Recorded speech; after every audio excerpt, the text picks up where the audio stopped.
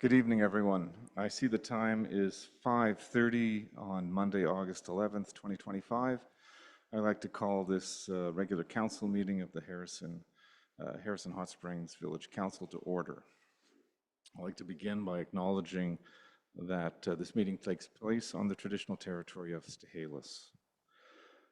Item 3 in the agenda this evening is public hearings, and there are no public hearings this evening. So I'll move to item 4, introduction of late items. Are there any late items to introduce tonight? Councillor Vital. Thank you, Mayor Tallon. Just under new business, I would like to introduce a notice of motion. Thank you. Thank you, Councillor Vital. So that'll be a 17B then.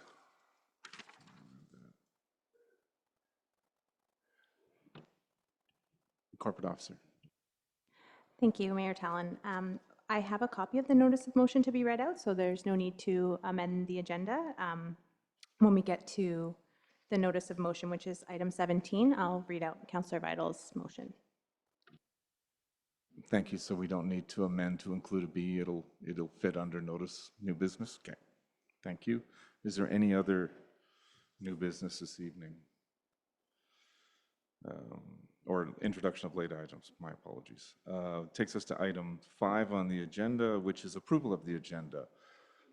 Moved by Councillor Jackson, seconded by Councillor Schweinbenz. Discussion on that motion. Seeing none, I'll call the vote. All in favor of the agenda, and that carries unanimously. Item 6 on the agenda is declarations of conflict of interest. Is there any declarations of conflict of interest this evening? Seeing none, I will go to item 7 on the agenda, which is adoption of council minutes. Moved by Councillor Fascio, seconded by Councillor Schweinbenz. Discussion on that motion. Seeing none, I'll call the vote. All in favor, and that carries. Opposed? I see none. Business arising from the minutes, item 8 on our agenda. Is there any business arising from the minutes this evening?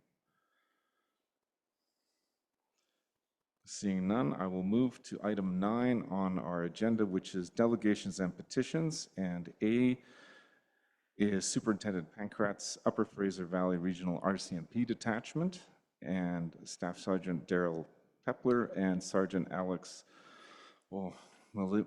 Mulvihill, Agassiz RCMP Detachment. And I apologize for my pronunciations. Please proceed.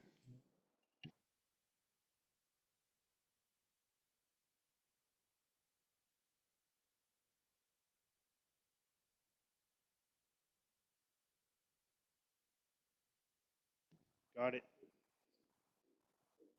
Technical difficulties. Your Worship and Council and staff, first of all, thank you for having us on relatively short notice. This is the first time that I've stood before Mayor and Council as the new OIC. So I'm Darren Pankratz, recently named as the Superintendent for the Upper Fraser Regional Detachment, and excited to be here. We always enjoy our opportunities and the work that we get to do here in Harrison Hot Springs. And so it's a pleasure to be here and to speak to you today. Couple of introductions I wanted to do. And first, before I introduce the new CPO commander, I wanted to acknowledge Staff Sergeant Mike Sargent. Many of you know him as Sergeant Mike Sargent previously, while he was here as the commander in Agassiz. He was here back from August 19th of 2019, all the way through to June 11th of 2024, when we stole him from you and promoted him out to be the CPO commander out in Hope. So that's now his substantive role, and it's hard to believe that it's been since June of 2024 since we've had a full-time CPO commander for the Agassiz office. So I wanted to acknowledge Mike. He's done a lot for this community and contributed greatly. He's been a regular attender to public events and provided really strong leadership to our team as they've gone and supported the community through all sorts of different public safety initiatives. Mike moves on to, he's currently, like I said, the CPO commander out in Hope, but with my promotion, Mike has stepped into my previous role on an interim basis. So Mike is currently the acting admin and management services officer. So as such, he is currently overseeing, he's the line officer for Hope Agassiz and our Indigenous policing team, in addition to budgets, HR issues, and some other exciting stuff. So, so thanks, Mike, for your leadership, and certainly value that. And then I will turn it over and introduce, we're excited to welcome Staff Sergeant Daryl Pepler. We've acquired him from Grand Forks, and it's taken him a little while to get here. I think he's delayed it just to build the anticipation a little bit, but I'll turn it over to Daryl to introduce himself. All right, thank you, sir. Yeah, so I start every time I meet someone with an apology. Sorry. I did not anticipate it would take me this long to get here.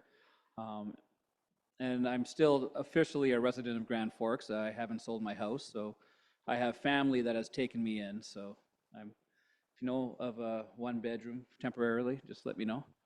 No, I'm not a stranger to the area. I was in Hope as a watch corporal from 2013 to 2019. And then I took a promotion to Grand Forks in 2019. Promoted last year and arrived last week. So definitely excited to get going. First week, you know, it's just trying to figure out where to park, where to eat, that kind of stuff. But I'm getting there, and I've already done a tour up Harrison East today. We went to where the wildfire crews are. So, and I'm, like I say, I'm familiar with the area. So again, thank you and sorry. And I assure you that the outgoing Andy Lott has informed Daryl of some of the recent, or the local establishments and restaurants that Andy used to frequent on, I think, a daily basis. So, Andy's presence will hopefully be replaced quickly with Daryl's interest, and we'll be going forward. And so with that, with Daryl's arrival, Sergeant Alex Mulvihill, it is a bit of a mouthful, she returns back to our headquarters building in Chilliwack area for, she is our media relations officer. So she'll still be engaged in community. She is going to be looking after a lot of our public relations initiatives and some proactive media work. So we thank her certainly for her interim leadership here, and we're looking forward to it. So with that, I didn't really have any other presentation prepared, but certainly open to questions if your worship or council would have any.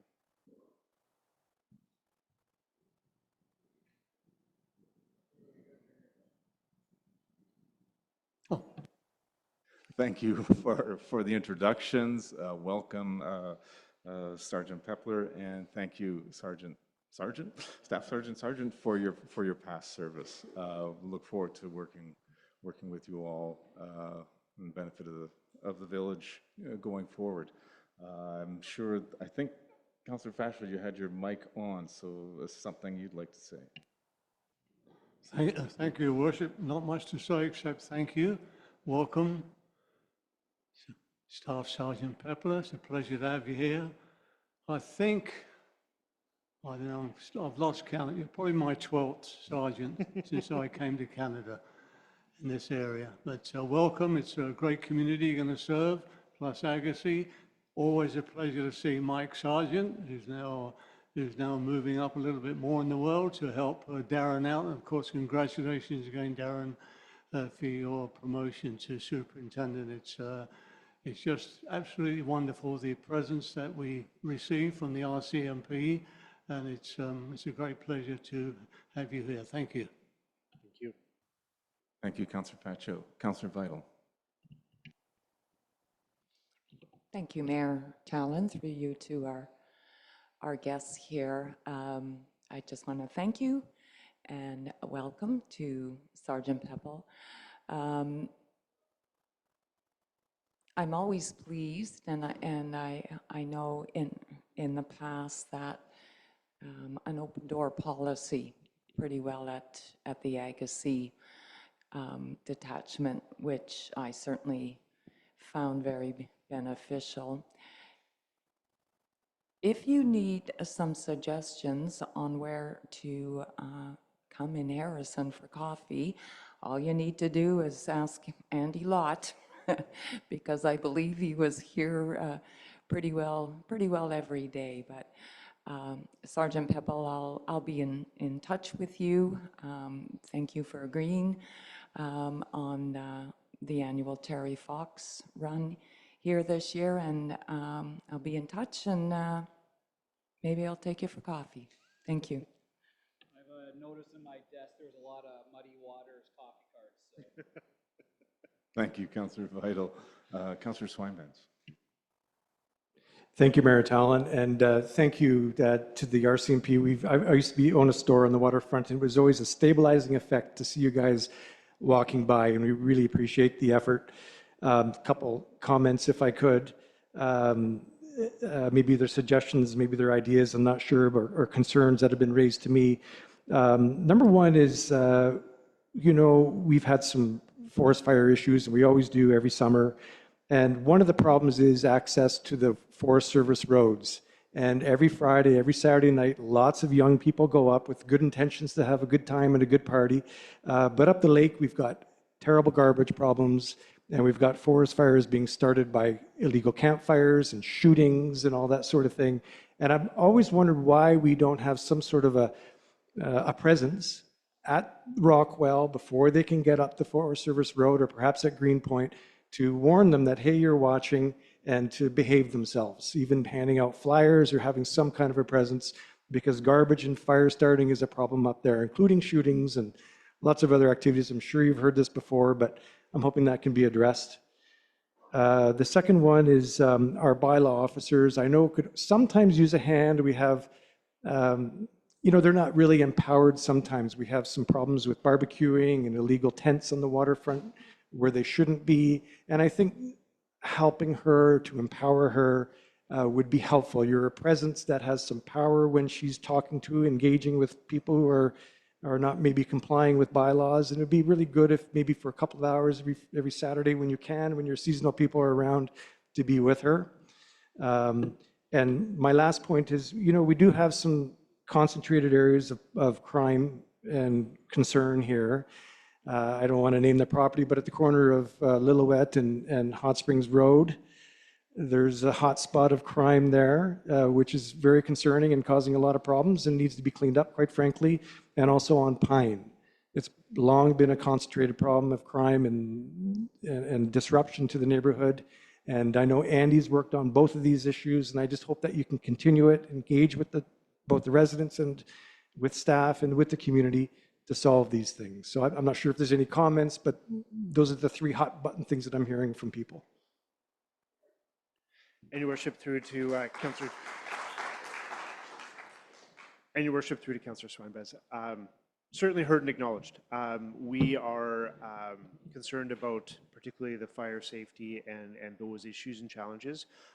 We do and have done backcountry kind of initiatives in the past, and continue. We try to do two so far this year as a detachment, and we're trying to balance our priorities and our resources accordingly. But certainly understood, and we share those concerns. And I know that Andy did certainly brief. Both Mike and I are well aware of some of the challenging areas within the community that we'll continue to work on. And when it comes to bylaw support, we've seen a very similar productive relationship within Chilliwack with a recent initiative that we've started, and I anticipate that spirit continuing on out here, where the more that our bylaw and our officers can work together, the stronger that empowers the bylaw officer to be able to do that work even without the police standing side by side, because the community comes to expect that the police, if they don't listen to the bylaw officer, the police are shortly behind anyway. So that is an initiative that we've seen great success in other areas, and we're continuing to try to push that forward, and that'll be something that we'll discuss here as well. So thank you for this. Yeah, thanks. Thank you, Councillor Swinbanks. Councillor Jackson.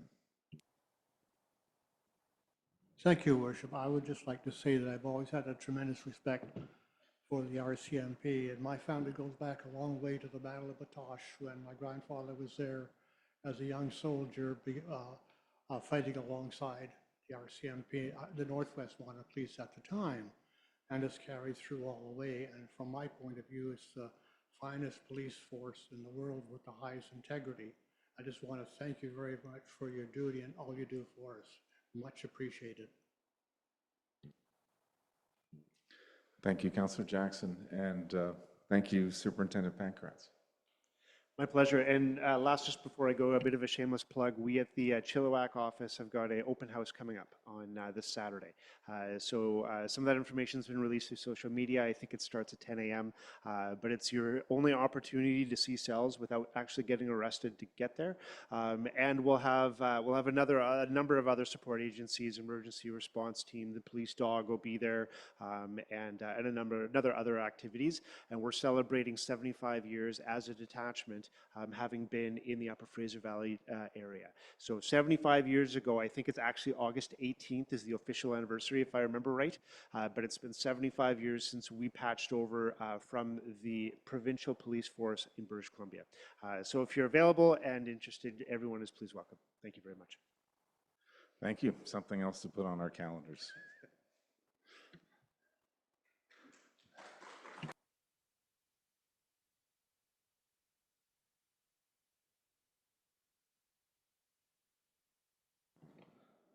We have a second delegation tonight, Lori Roberts from WildSafe BC Fraser Valley, and Bear Smart. Ms. Roberts, the floor is yours. Hi. Hello, council and staff and all community members. I'm very excited to be here tonight. Thank you so much for inviting me. WildSafe BC is a nonprofit run by the British Columbia Conservation Foundation, funded by the province, the City of Chilliwack, the City of Abbotsford, the Fraser Valley Regional District. We run from April 15th to November 30th. Tonight, we're just going to have a little introduction in the community, the findings that I found, bear activity, Bear Smart program, and some questions if anybody's interested. My name's Lori Roberts, as was said. I have been doing this for 3 years. The first year I did volunteer, and then 2 years as community coordinator for the Fraser Valley. I cover Chilliwack, Harrison Hot Springs, and Agassiz, and my partner, Nyren, she covers Mission and Abbey, and we also go to anywhere else in the Fraser Valley Regional District. Our roles are booths at events, parks, trailheads, markets, bear spray training, door-to-door attractant management, WildSafe Ranger program in the schools within the Fraser Valley.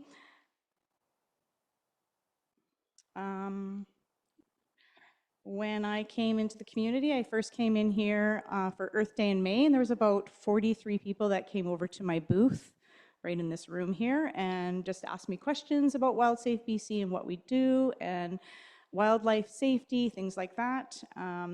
I've come into the community and done bin garbage tagging, and I'll talk about that in a few minutes, and door-to-door education.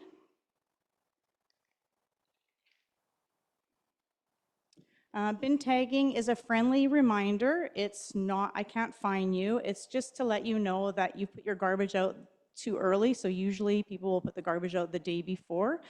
And that's easily accessible for our wildlife. So we're asking that people put it out within your bylaw time, which is between 5 and 7 a.m. I came here on a Wednesday evening and I did bin tag, garbage tag 53 homes that had their collection out the night before garbage day. Storing garbage outside makes it easily accessible to wildlife. Bears don't care if it's on the side of your house or at the curb, but they do become human habituated and garbage conditioned, and garbage is the most reported attractant involved in human-bear conflicts. Bears that access garbage may be injured, cause property damage, or become a risk to the community. There was a lot of bear activity in Harrison Hot Springs this year.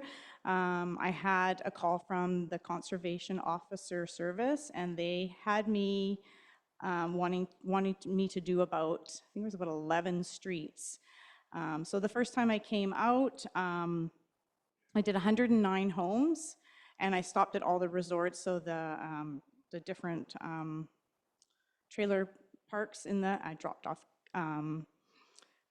flyers and stuff there and talked to everybody in all those little homes. Another thing that happened here was you guys have a yellow tagged bear, and this bear was relocated. And there is two things. There's relocation and translocation. So translocation is outside of the bear's home range, and relocation is inside the bear's home range. So we wanted to let you guys know that this bear was not relocated to Harrison Hot Springs. It was actually relocated somewhere far, far away, and it made its way back down here because bears have a very good sense of smell, and they will just come back to the community that they were in. That this makes it 99% almost always not successful relocation. Once a bear is removed, and a lot of people don't know this, is another bear will take its place if the root cause isn't addressed. The root causes are attractants: garbage, fruit trees, barbecues, feeding pets outside, recycling, compost, bird feeders, both kinds of bird feeders, so hummingbird feeders and just regular bird feeders, livestock, and anything with a scent. Even a shampoo bottle is an attractant for a bear. Bear Smart Community. This program is currently on hold with the province. There are 12 communities in BC that are considered Bear Smart, and they are very successful. There are 6 steps to complete to become a Bear Smart community, costing thousands of dollars, and the process takes quite a bit of time. My recommendation is that we form a stewardship committee, which I would like to participate in. During the WildSafe months, I would be employed to be on the committee, but I would also like to volunteer during the months that WildSafe BC is in hibernation, which is from November 30th till April 15th. In those months, I would be more than willing to volunteer because I believe in this program so much. I think that Harrison Hot Springs would benefit from it, as well as having so many tourists here. I think it would be a very good, smart move. There are 6 steps to do, so the committee could work together on those steps to see if it's possible for us to do it. Top 10 ways to help is to keep your garbage secure. Either store it inside a secured location or a bear-resistant container. Don't put your garbage out until the end of collection or the closest when your truck's coming. Pick fruit as it ripens and all the windfalls. Bring bird feeders in from April till November 30th. And when you're using them, keep the ground underneath free from spillage. When you have bird seed all over the ground, you are attracting rodents and deer and bears. And then when you attract those, you do attract the larger carnivores, so you will attract cougars, and it can be very dangerous having all those types of animals in your community. Feed pets indoors, keep compost working properly. A smelly compost is a sign that it's not working properly. I do recommend that you freeze your greens and then put them into your compost the day of collection. Protect fruit trees and small livestock with a properly installed and maintained electric fence. Do not feed wildlife. Keep barbecues clean and odor-free. And if you have any bears that are acting aggressively toward dogs or humans, we do say to call the RAP line at 1-877-952-7277. If you see bears accessing garbage, you are more than welcome to call WildSafe BC, and I will come out and do education on how to manage your attractants in a better way. If you ever need to get a hold of me, I'm at Fraser Valley at wildsafebc.com, and you can look at our website. There's lots of free courses on there, wildsafebc.com. Does anybody have any questions? Thank you for the presentation. I certainly have a couple, and I wouldn't be surprised there's a few more. Has the bear activity in Harrison Hot Springs sort of tapered off from what was quite a daily event earlier this summer? Yeah, I'm on a couple of the community pages, which I'm really grateful that they let me on. And I have been watching. There is another page where they're tracking the bears, and I haven't seen anything on those pages. Maybe some other people in here can tell me if the bear activity's gotten less. I feel like it has. Yeah, but they will start coming out again like September, October, November. They're gonna need lots of food, so they are gonna start coming back into the communities to gain that extra calories. So you are gonna see them again, for sure. Thank you. I noted your recommendation on the second last page there about a stewardship committee. Perhaps we can entertain a motion to have staff look into that and give us some advice on such a committee and what might be involved on that. Moved by Councillor Fascio, seconded, I think, by Councillor Schweinbenz. Is that clear enough, Corporate Officer? A motion to ask staff to look into and make some recommendations on establishing a stewardship committee for the Bear Smart, I guess, part of that program. Any further discussion on that motion? I'll call discussion. Councillor Schweinbenz. Thanks, Mayor Talon. Yeah, I think it's a great idea. I think there's several really engaged residents who are literally tracking some of these bears by GPS. And I think a stewardship group on wildlife attractants and wildlife in general would be a great idea, be a good complement to the village. Councillor Vital. Thank you, Mayor Talon. Just, it may be worthwhile too to perhaps approach our environmental committee. There may be some, members of that committee that would be interested in sitting on a stewardship committee if that's the way it ends up. Thank you. Thank you, Councillor Vital. Any further discussion? Seeing none, I'll call the vote. All in favor, and that carries unanimously. I'm sure I got a whole range of questions, but I'll turn it over to Councillor Schweinbenz. Thank you, Mayor Talon. Not a ton of questions, but I really want to thank you, Lori, for coming. This was our first stab at this. We started this spring, and I want to thank the public who participated. I know that there was some speed bumps, and we really wanted to focus on education. I don't know that anybody got fined for keeping their garbage out. So I want to thank the public for complying. It took some time. I traveled with Jessica, our bylaw person, and it's amazing going out at night to see what's happening. We even saw a couple of bears and certainly saw lots of garbage. So I want to thank you for giving us a kickstart. This is our first kick at it, and I think we're going to do much better next spring. Hopefully there's no bear conflict in the future. Can you confirm a couple of things though for me? There's a thought going around that in the past and maybe currently, bears are being dumped in our area. They're being translocated and relocated up the service roads and dumped in our area, and that's partly why we're having a problem. Can you confirm if that's the case or not? Yeah, I did ask conservation. They did say to me that they don't do that. They don't drop a bear off so close to a community. It's just that our bears have such a strong sense of smell. I've heard anywhere up to 30 kilometers, they can smell food. So, and if they've been in a community before and accessed garbage, they just know that and they just make their way back to that community. So I did ask about the yellow tag bear. We don't know its story because there's a number on every bear, and we don't know what that number is. So I'm not sure I think that it might have to get tranquilized for them to see the number to find out its story, but I can't confirm that.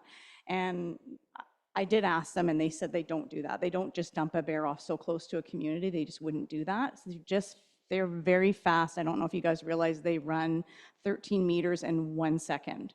So they are fast, they're travelers. They will, especially the males, they have a huge range. I think it's 250 kilometers is huge. So they just make their way back to the community, and that's just what they do. Okay, and on that note, there's a particular problem about 33 kilometers up the Forest Service Road at Coburn Creek Campground. I'm sure you've probably heard about this. There's lots of bears up there because there's a ton of garbage being dumped every Sunday night from all the campers. It's a real problem, and I hope it can be addressed at some point. The other thing I wanted to ask is, I've heard that if Harrison really wants to be truly bear smart, we're probably going to eventually have to cancel curbside pickup altogether and have a central depot where garbage is dropped off at an operations yard or somewhere else, like Whistler has. And residents are getting they've gotten used to it. It's just a fact of life.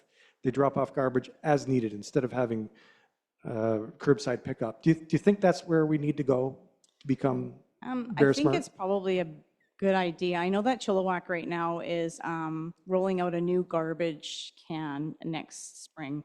And this garbage can is supposed to be bear-proof, which I never seen anything bear-proof yet. It's usually bear resistant.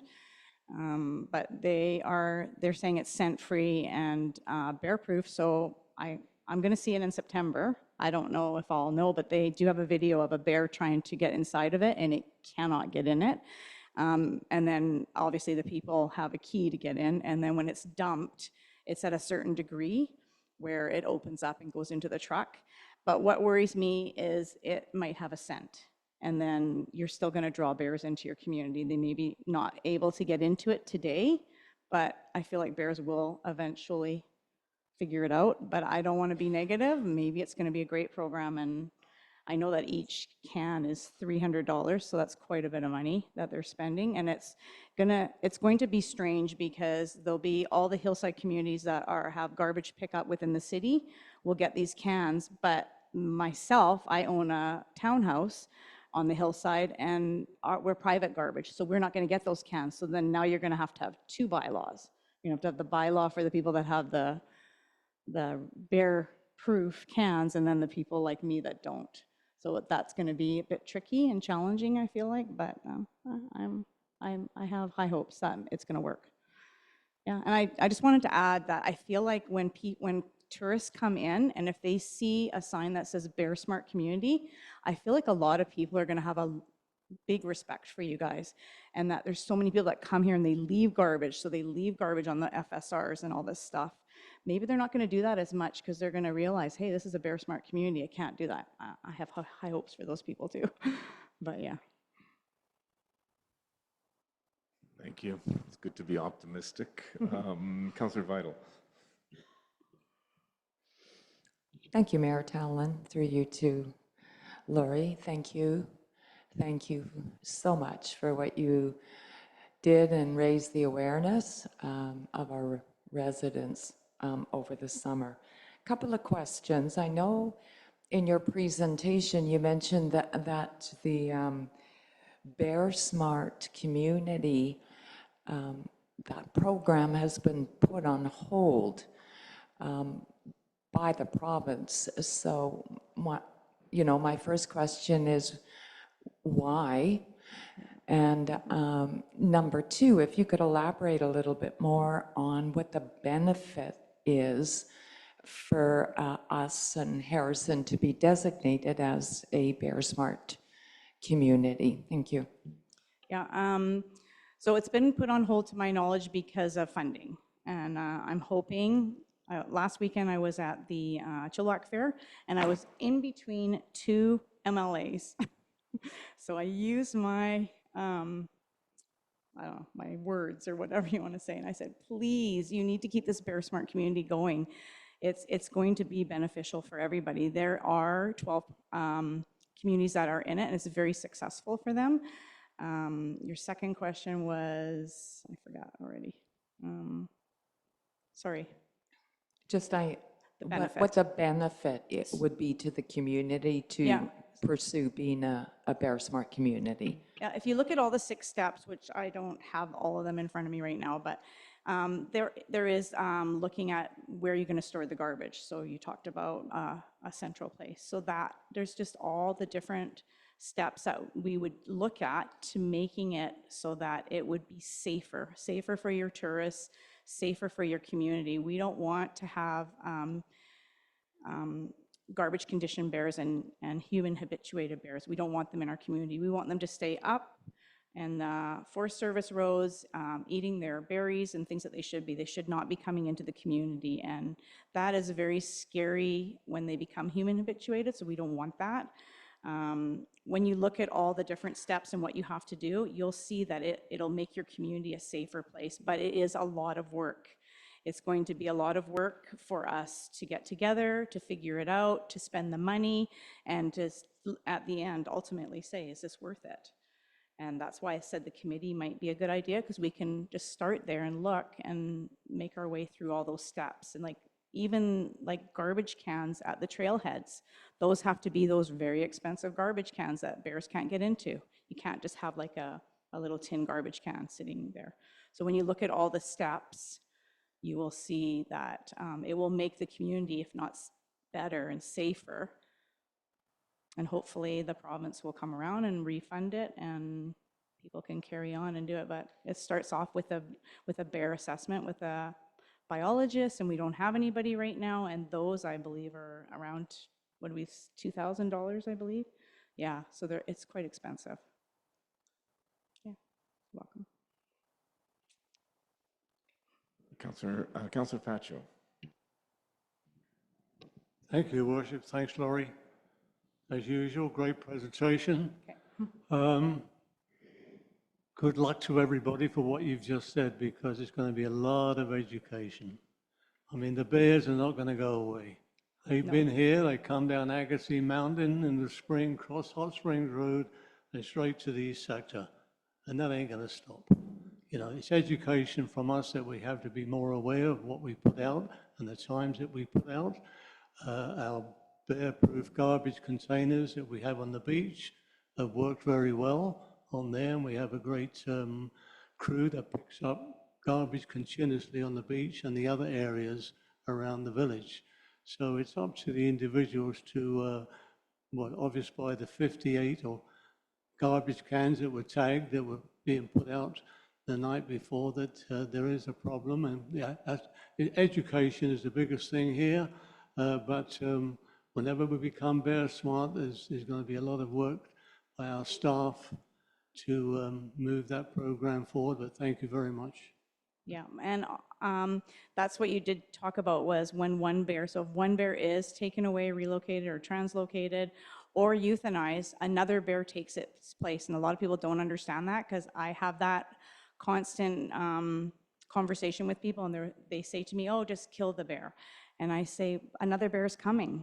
It's just going to keep coming and coming and coming. So we have to take care of what we're doing, and that's part of the Bear Smart program as well. We're going to be very diligent on what we do, how we handle things, and everybody really will like doing it. The community in the beginning, it will be a bit of a hard things to figure out, but once you figure it out and you do it, you're going to feel really good about yourself, because you know that you're going to make your community safer and you're going to save bears' lives.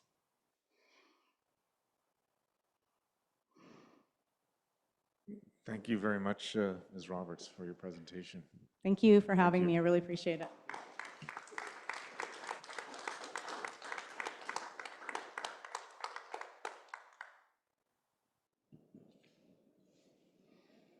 Item 10 is correspondence. Could I have a motion to receive the correspondence this evening?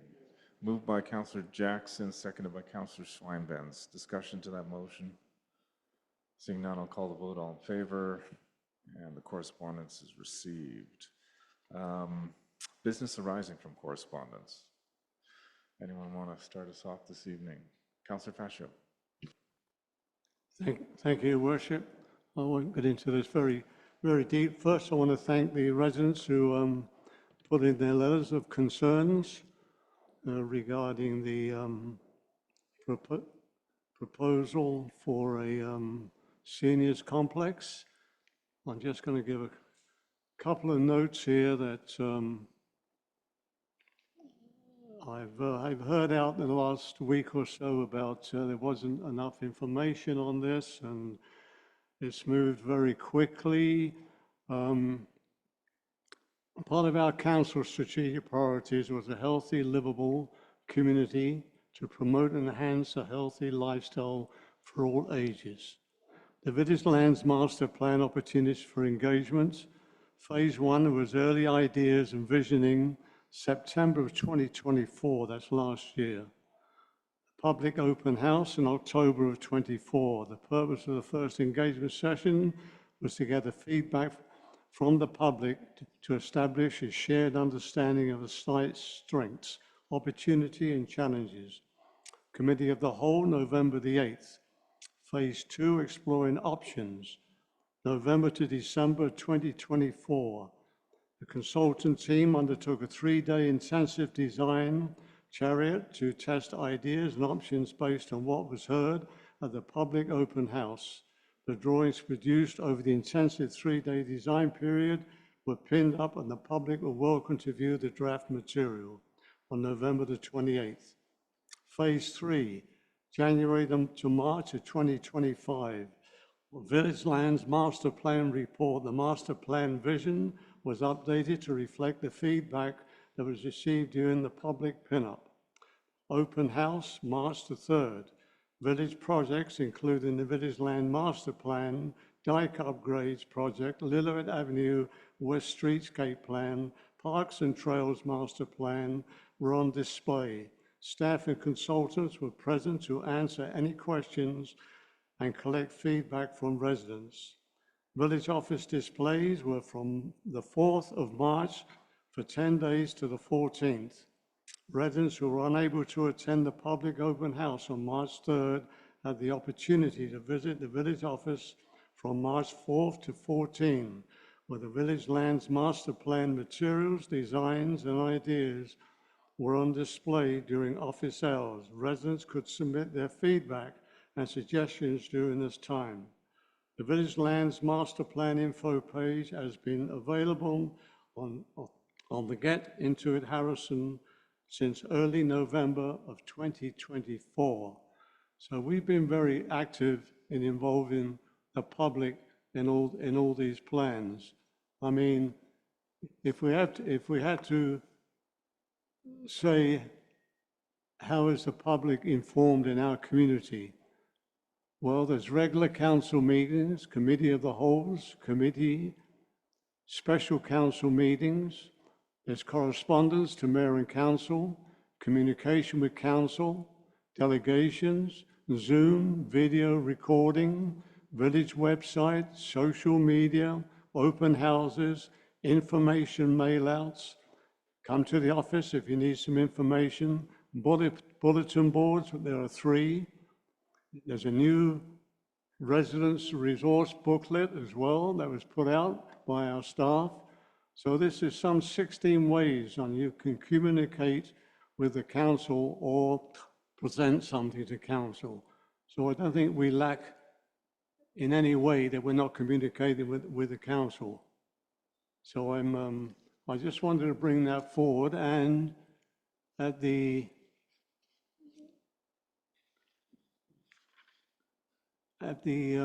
other part, I believe, was something to do with medical services in Harrison.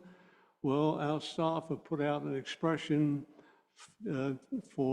expression from qualified healthcare professionals and service providers interested in practicing within the newly established Village Health Care Centre.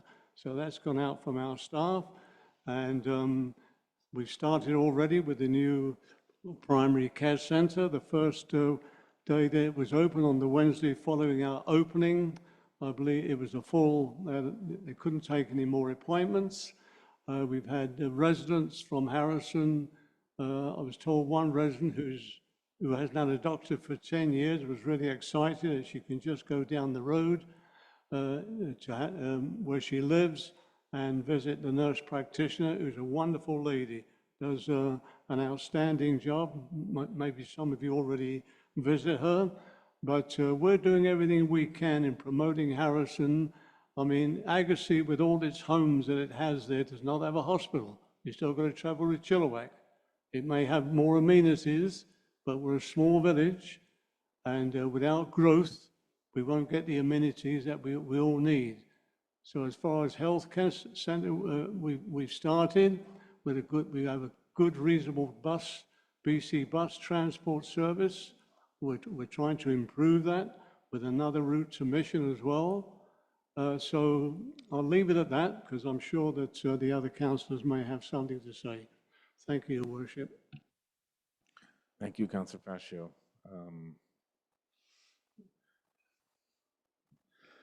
Councillor Jackson. Thank you, Worship. I'm going to take a different tact.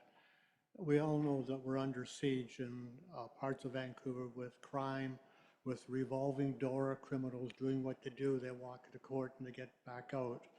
There's a letter to the editor from a gentleman by name of Mr. Scott, and it says, rebalance the charter application. The Charter is a right and freedom.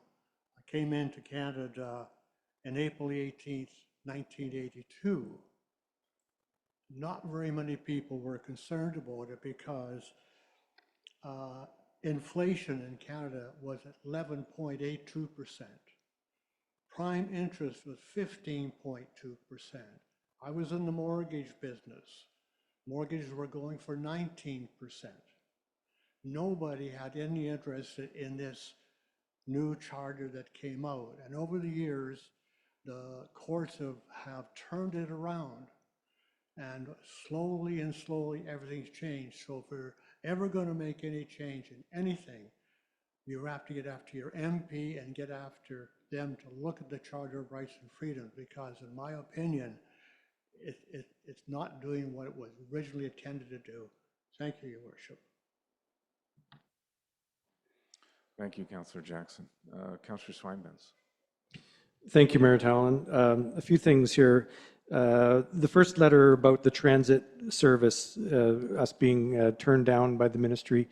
I'm not sure if maybe council can confirm or CEO confirm. Do we have a meeting at the UBCM with the minister with regards to transit and getting that new route into Mission? Are we aware of that, Mayor Talon?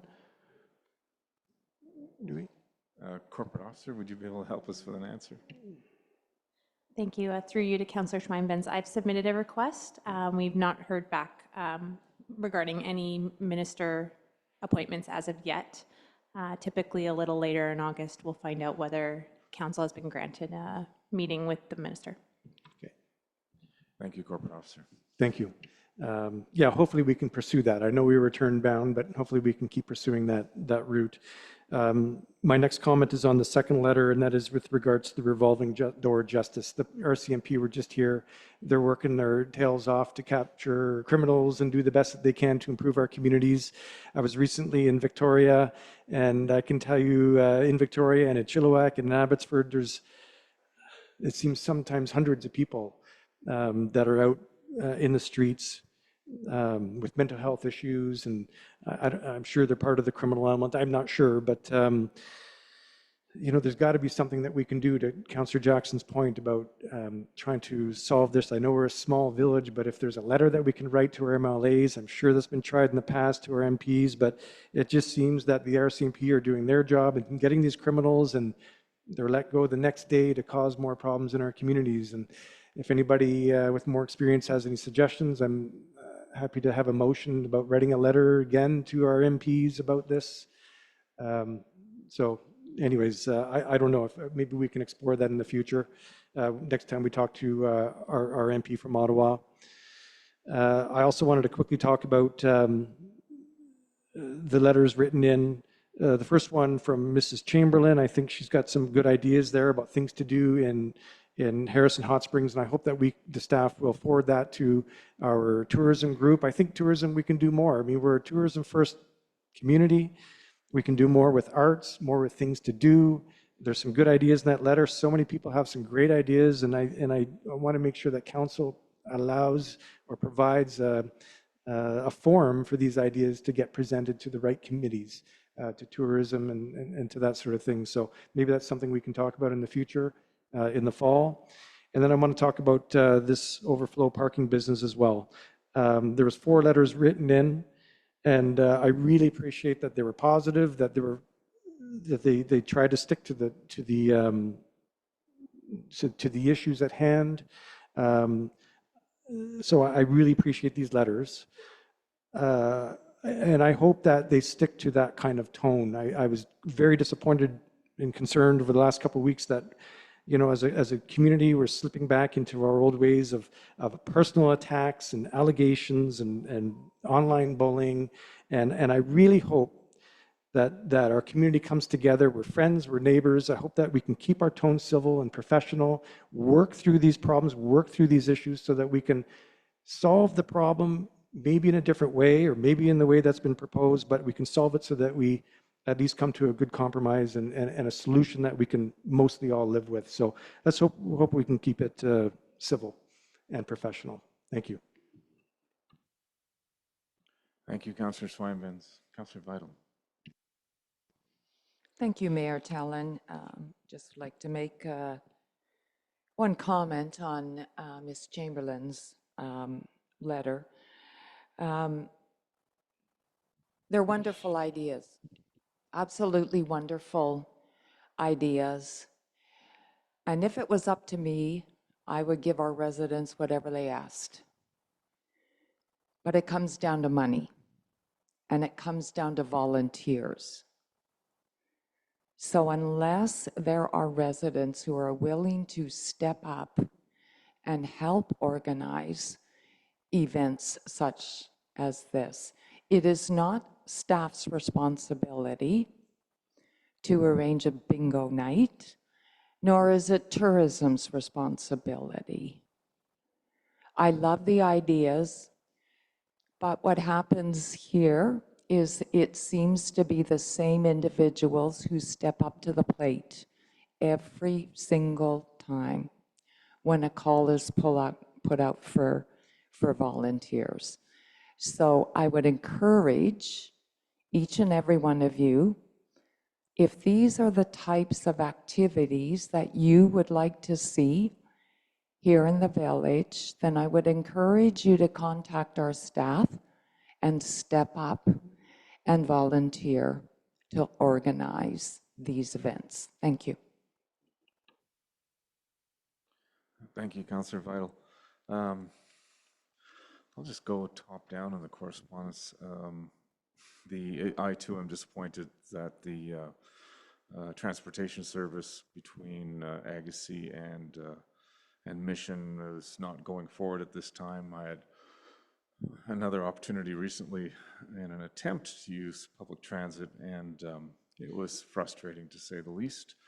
So there's room for improvement there, and even with the existing service. And certainly take as a point that's often mentioned in some of the other correspondence, the limited amount of public transportation in and out of Harrison Hot Springs.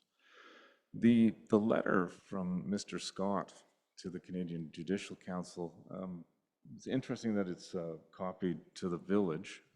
This is, I think Mr. Scott is putting his finger on a very large issue, the administration of justice, and in particular the administration of courts in Canada, and there's multiple courts in Canada, is a large, complex system, and it's quite right. It's probably not well known how judges are appointed, how judges get their professional education, and how they learn to be judges, and how they are reviewed and peer reviewed. Interesting. I'm curious. I'd like to watch this because obviously communities are sort of see the front lines of the administration of justice, and if there's a shortcoming or a failure with the bail system or other things, it often turns up in our communities through crime and other things that are not socially positive. So it's an interesting letter. I must say I don't know everything about that, but it's certainly interesting. I'd like to watch, see how it goes. I may reach out to Mr. Scott to have him keep our council informed as to what reaction he gets from the Judicial Council. Concerning the things to do, I'll jump to that. In Harrison Hot Springs, I like the public fire pit. I think there was a photo of a sample somewhere else with comfortable chairs all around it. It's an interesting idea, and maybe there's a place for that in the future in Harrison, somewhere on the lake or in a civic plaza. But that's certainly something that, yeah, well, on a night that isn't quite as warm as today, it might be nice to sit around a fire. On the seniors' housing, there's probably people here looking at this correspondence summary and saying, I wrote in and it's not on the agenda. How come? For council's information, I did receive several pieces of correspondence late last week after the formal cutoff to be included here. I think I responded to all of them saying it'd be included in a future council meetings correspondence package. And do note that. And I have a sense that later this evening, we'll be talking more about seniors housing, and we'll be hearing from a number of residents that are here tonight. So maybe I'll end it there and move on to the next item on our agenda, which is item 11, or item 12, reports from councillors. Reports from councillors tonight. Who would like to start us off? Councillor Faccio. There's no Fraser Valley Regional District meetings in August, so not much to bring forward on that side, but there is something on the agenda tonight regarding the increase to the requisition regarding the dog pound facility in Chilliwack, which they look after for us. But I'd just like to thank our staff and the dignitaries and Mayor Tallon and council and the people from Fraser Health who came to the opening of the primary care centre. It was a beautiful day. It's a lovely facility. There's many other health positions that we hope to fill as time moves on, but it's a perfect location, very central, and you're not supposed to say this as a politician, but I can guarantee you this time next year, that would be a real going place with different health providers in that facility. The foundation, Fraser Health Foundation, donated brand new furniture for the rooms in there, which I didn't really expect it. I thought it would be some used furniture from another location, but all new furniture in there. And Lisa, the nurse practitioner, was there as well.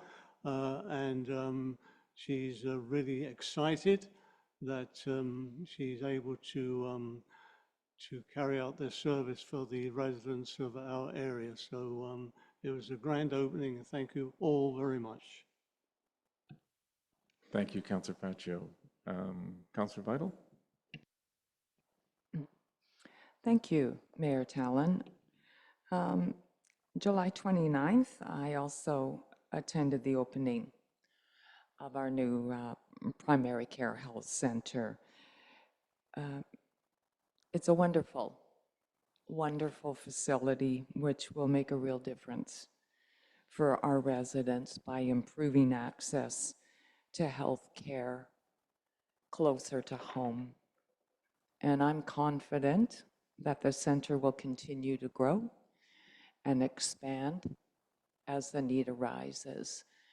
As Councillor Faccio indicated, there has been a call put out for other healthcare providers, possibly physiotherapists, massage therapists. And I know that I've heard some comments that what good is 1 day a week. And I do want to emphasize that this is a start, and it's just a start. And as I said, I'm confident that our center will expand and continue to grow as the need is there. On July 30th, I attended a Healthy Communities subcommittee meeting, and this was in anticipation of what was called a mobilization day, which will take place in early November.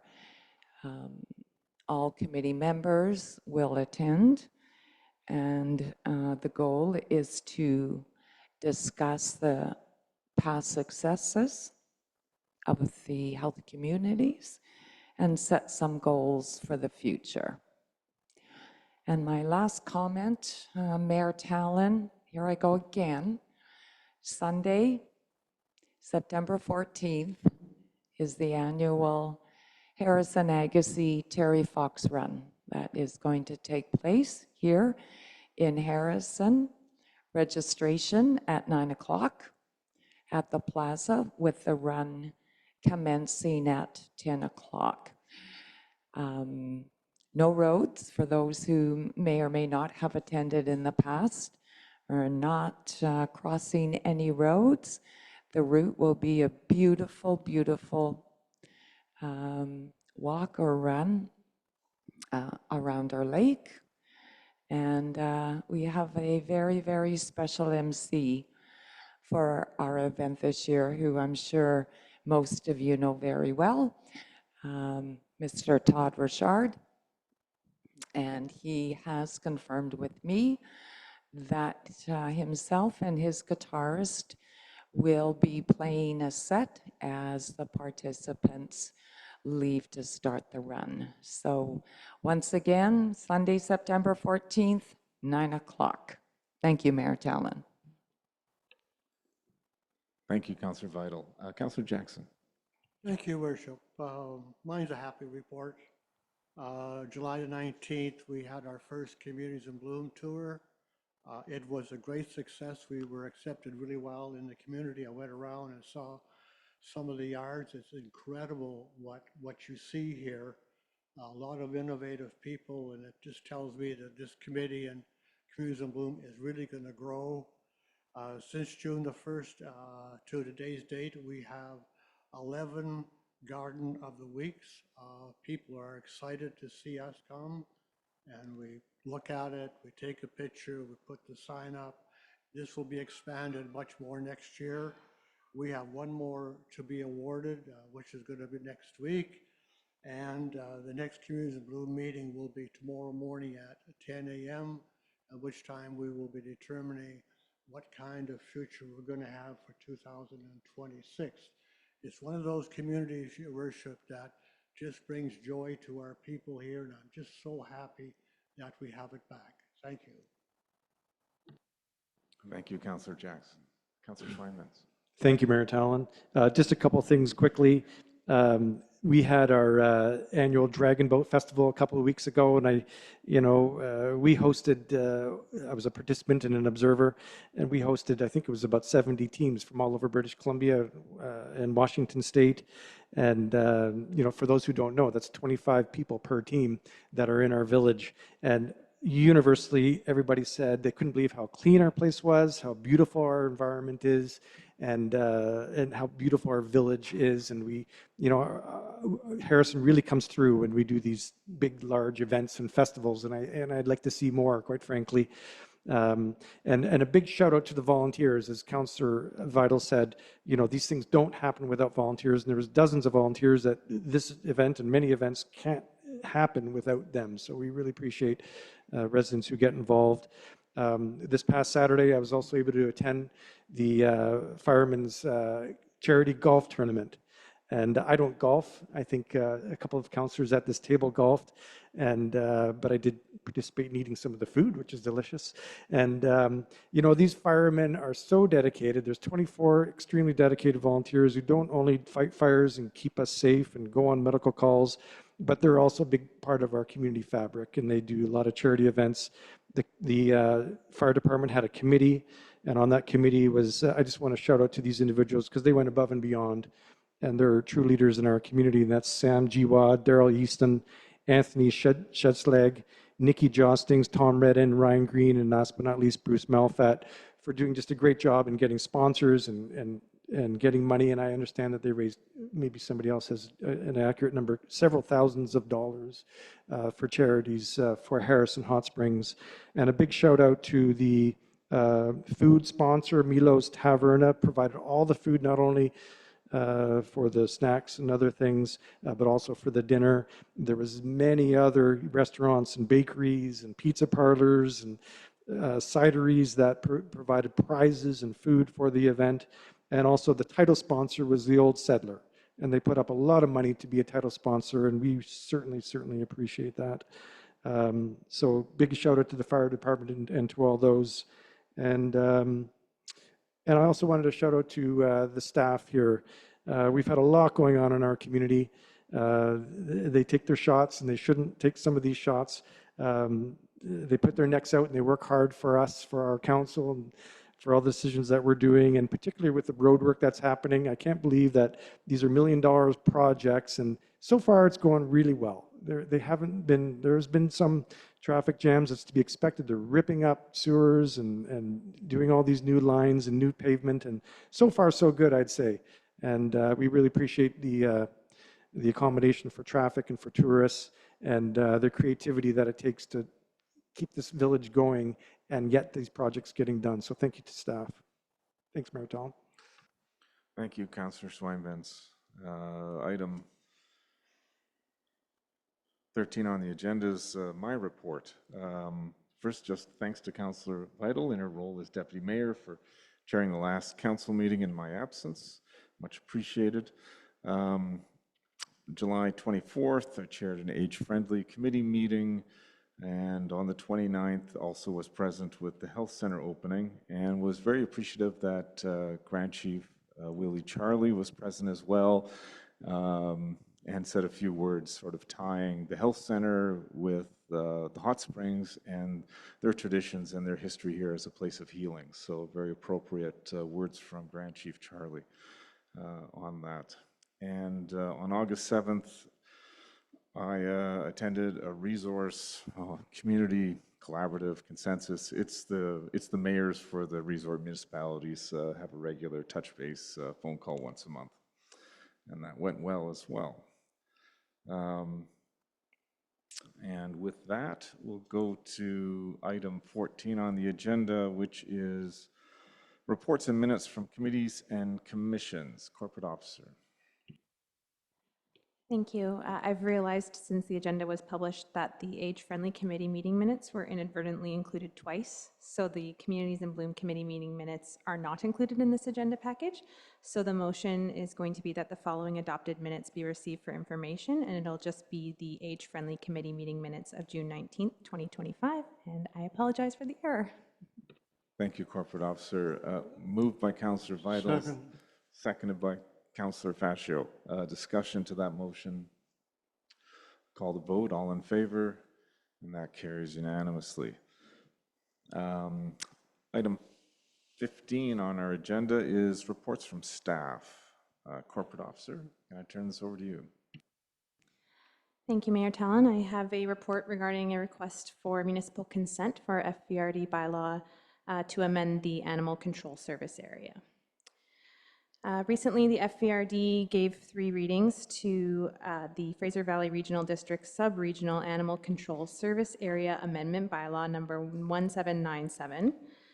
This bylaw would see a proposed change to the methodology for calculating the amount of the tax requisition for animal control services, of which Harrison Hot Springs contributes to.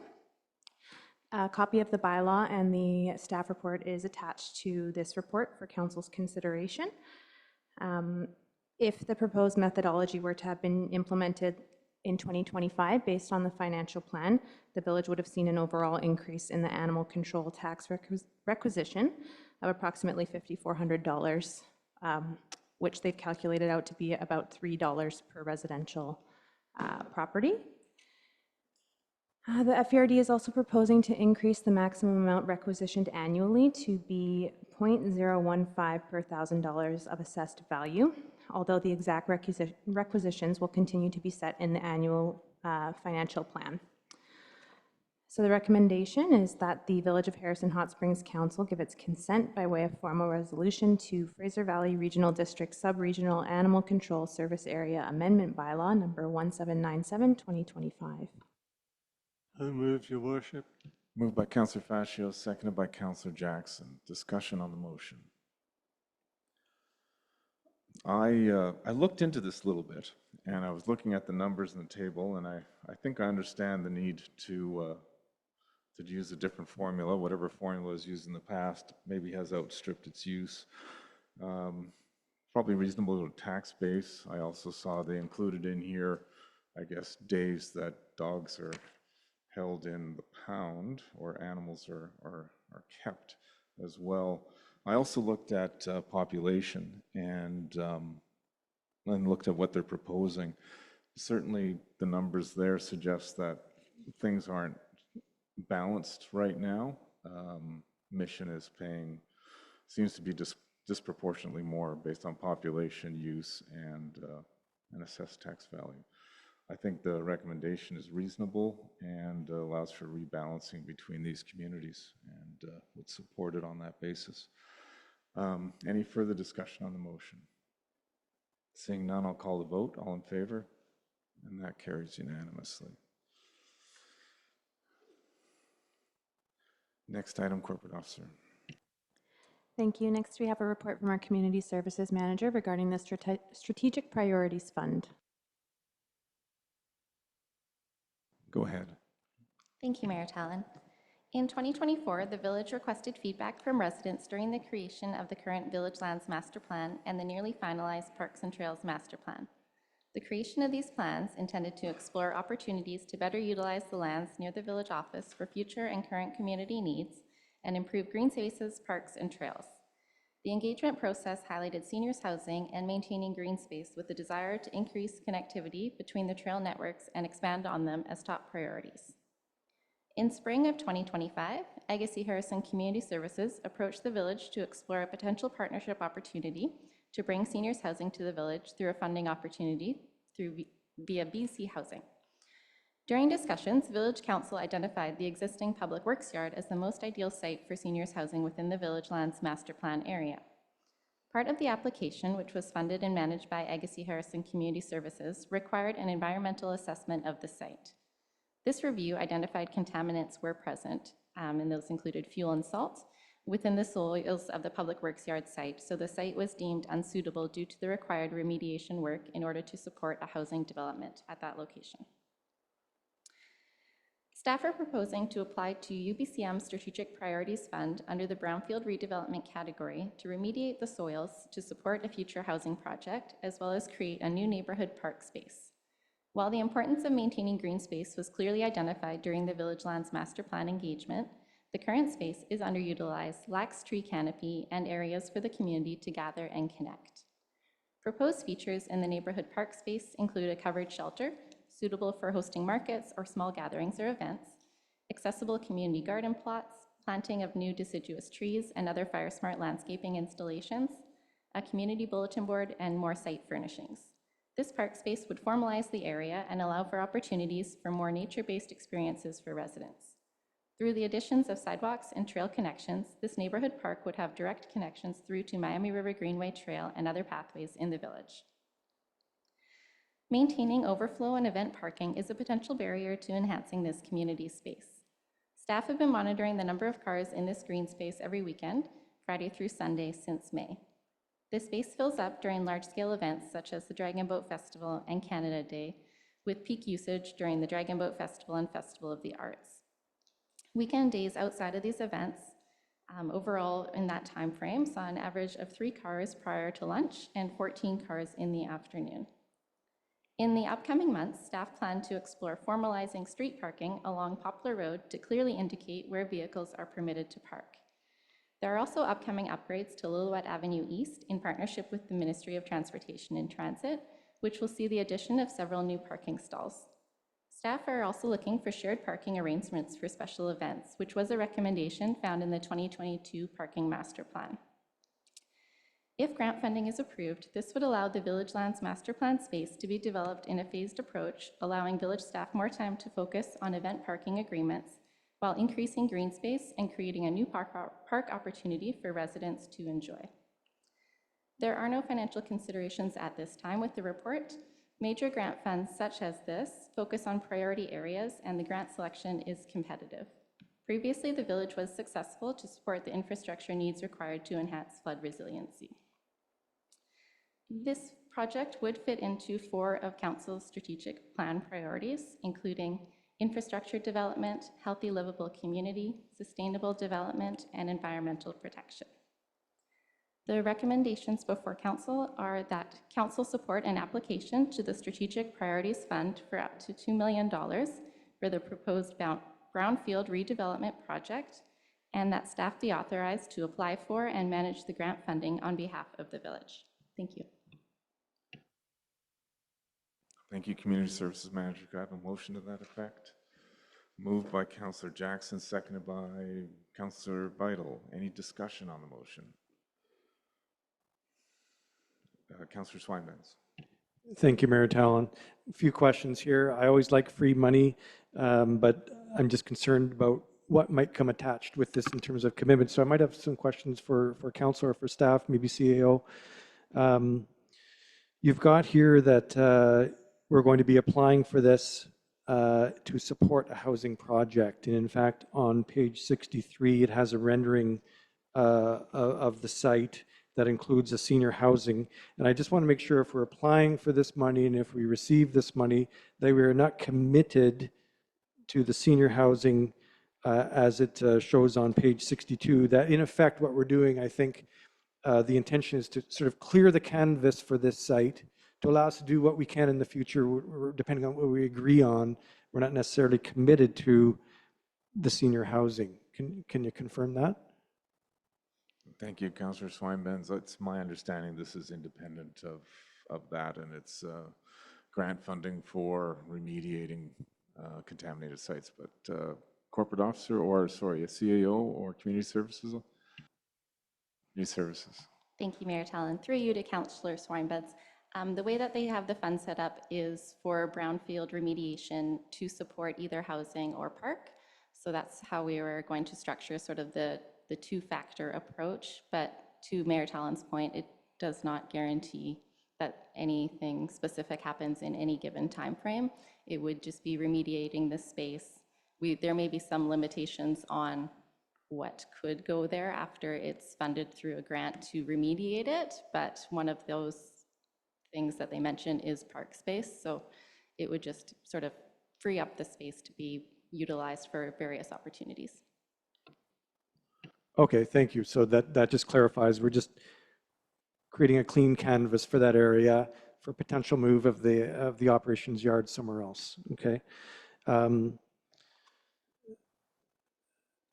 Mayor Talon, do we have an estimate on what the cost of remediation may be? I know it's probably early days now, but how contaminated is it, and what could the potential cost be?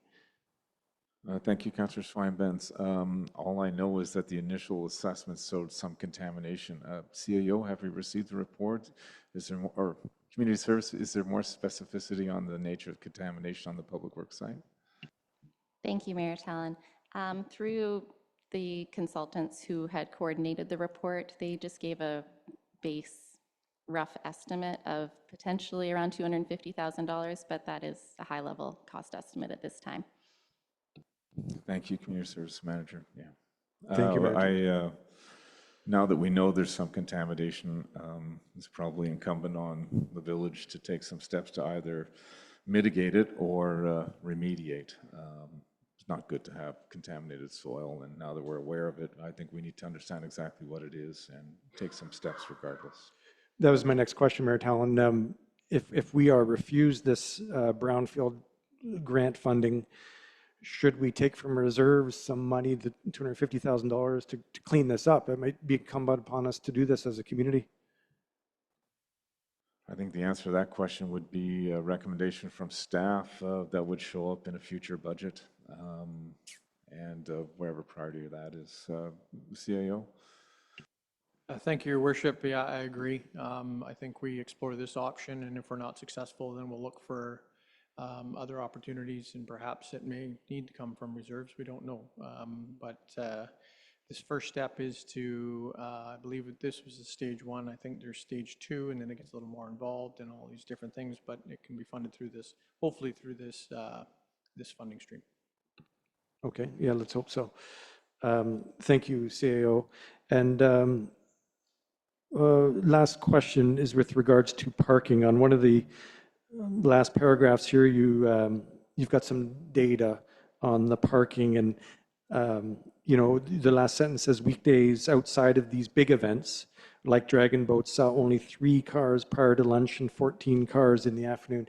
I'm not questioning the data, but that's not my experience. Whenever I'm biking by, I see quite a few more, and I'm wondering if we need to get a proper meter in there for next summer, maybe. Community Services Manager, can you explain how those numbers and where that data came from? Thanks, Mayor Talon.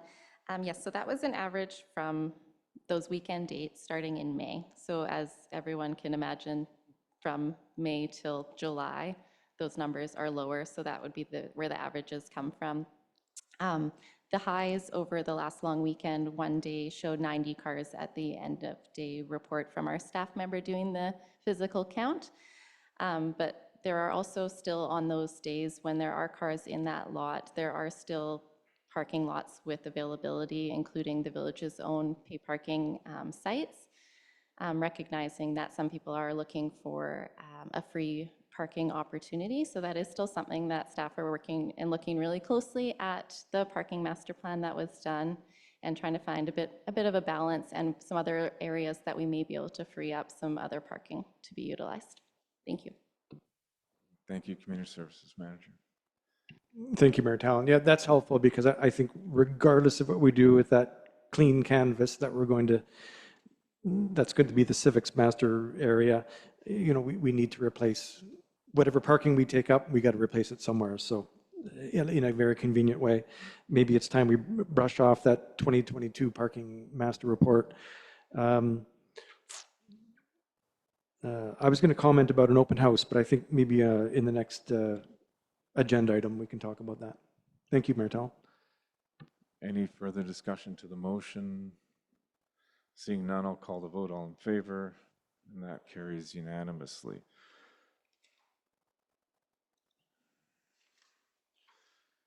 And the next item is item 16, bylaws. Our land use planning consultant, Mr. Cossey, over to you. Thank you, Your Worship. Can everybody hear that okay? Super. One of the first questions you have to ask yourself is, why are we doing this again? Because we just recently went through an official community plan exercise. We had a lot of open houses, community meetings, great discussions, and finally we got the OCP adopted and through the process. Well, two things have happened. The first one being is provincial legislation has changed and the province has mandated us. I don't know if you've ever heard of this term, top-down planning, but this is what the province has been doing. Now, this is a requirement of all municipalities across British Columbia. And the second reason that we're doing this is because there's the Fraser Valley Regional District updated their regional growth strategy. And we are required by legislation to produce a regional context statement showing how their 8 goals and our official community plan are meshed together. So we had to do that, and so those are the two main reasons that we've done this.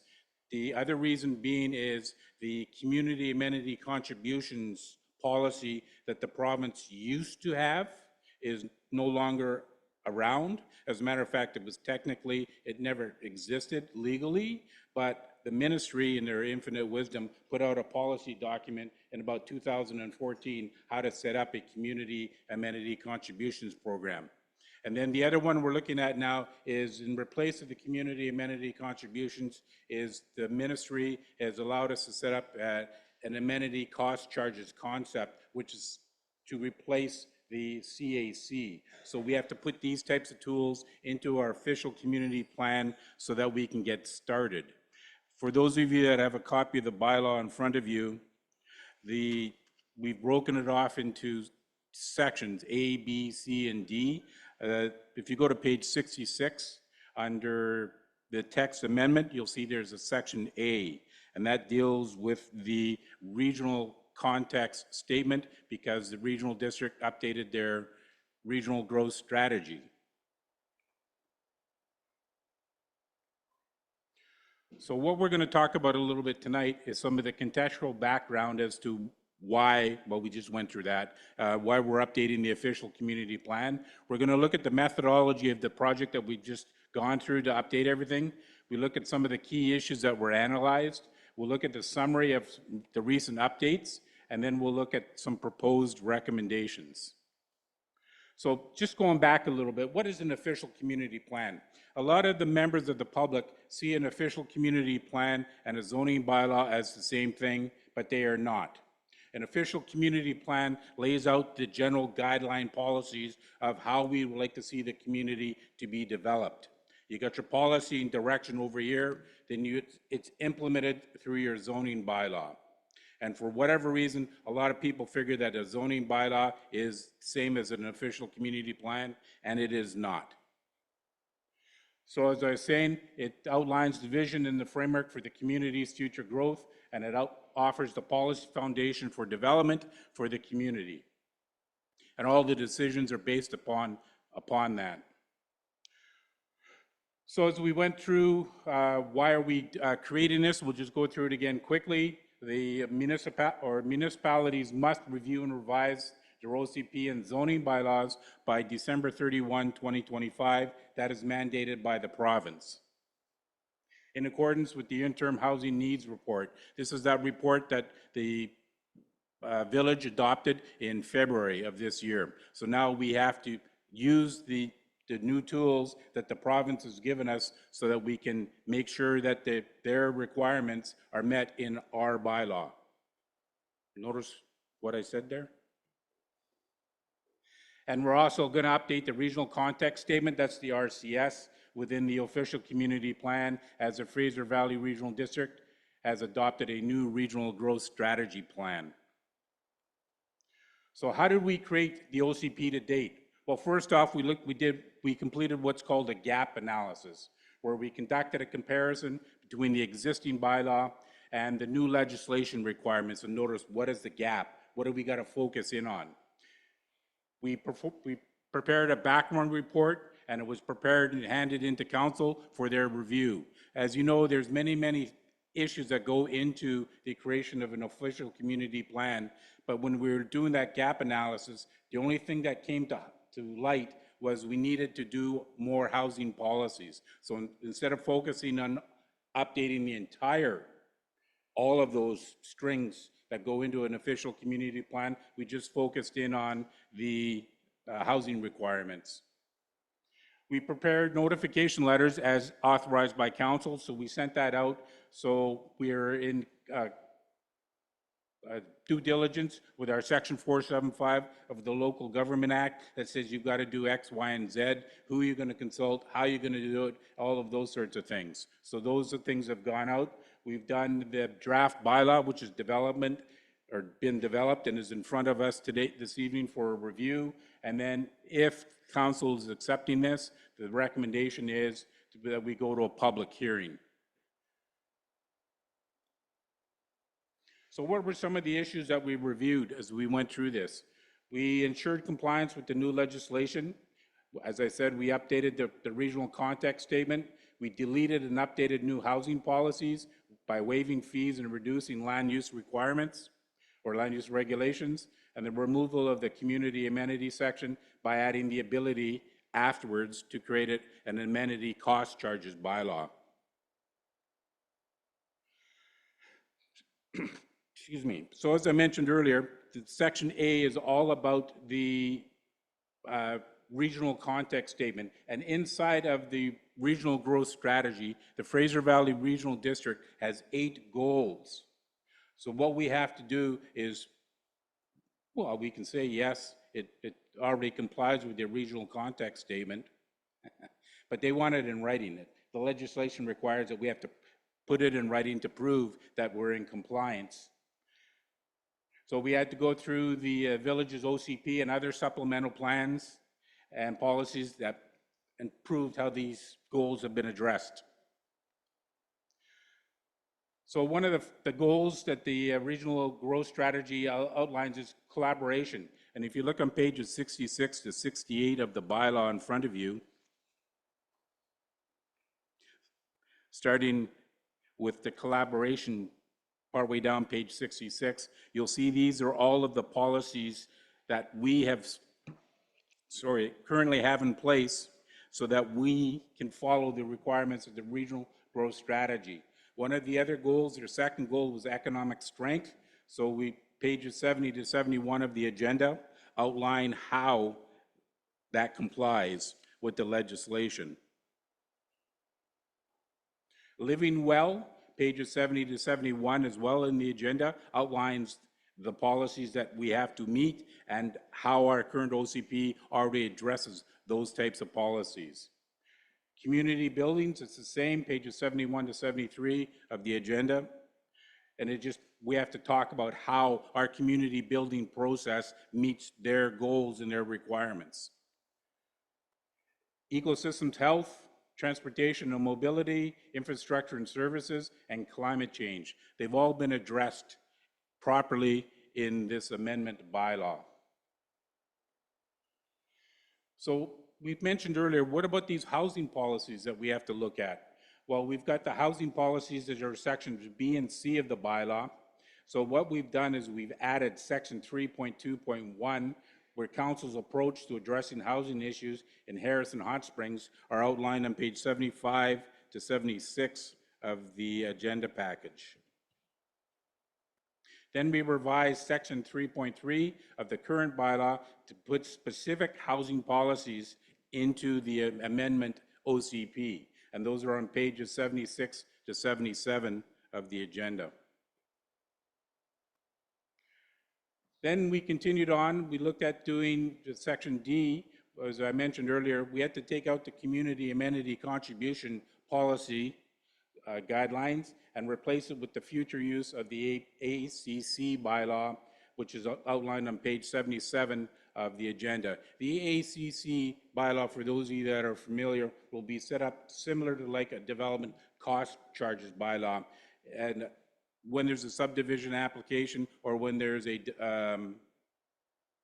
building permit that's being issued, this is when those fees will be collected. So with that, Your Worship, we're recommending that official community plan amendment bylaw 1229-2025 be introduced and given first reading, that official community plan amendment bylaw 1229-2025 be given second reading, and that staff be authorized to schedule a public hearing for official community plan amendment bylaw 1229-2025, and that official community plan amendment bylaw 1229-2025 be referred to the village's fire department, the Ministry of Transportation and Transit, the village's advisory planning commission, and the planning and development department of the Fraser Valley Regional District.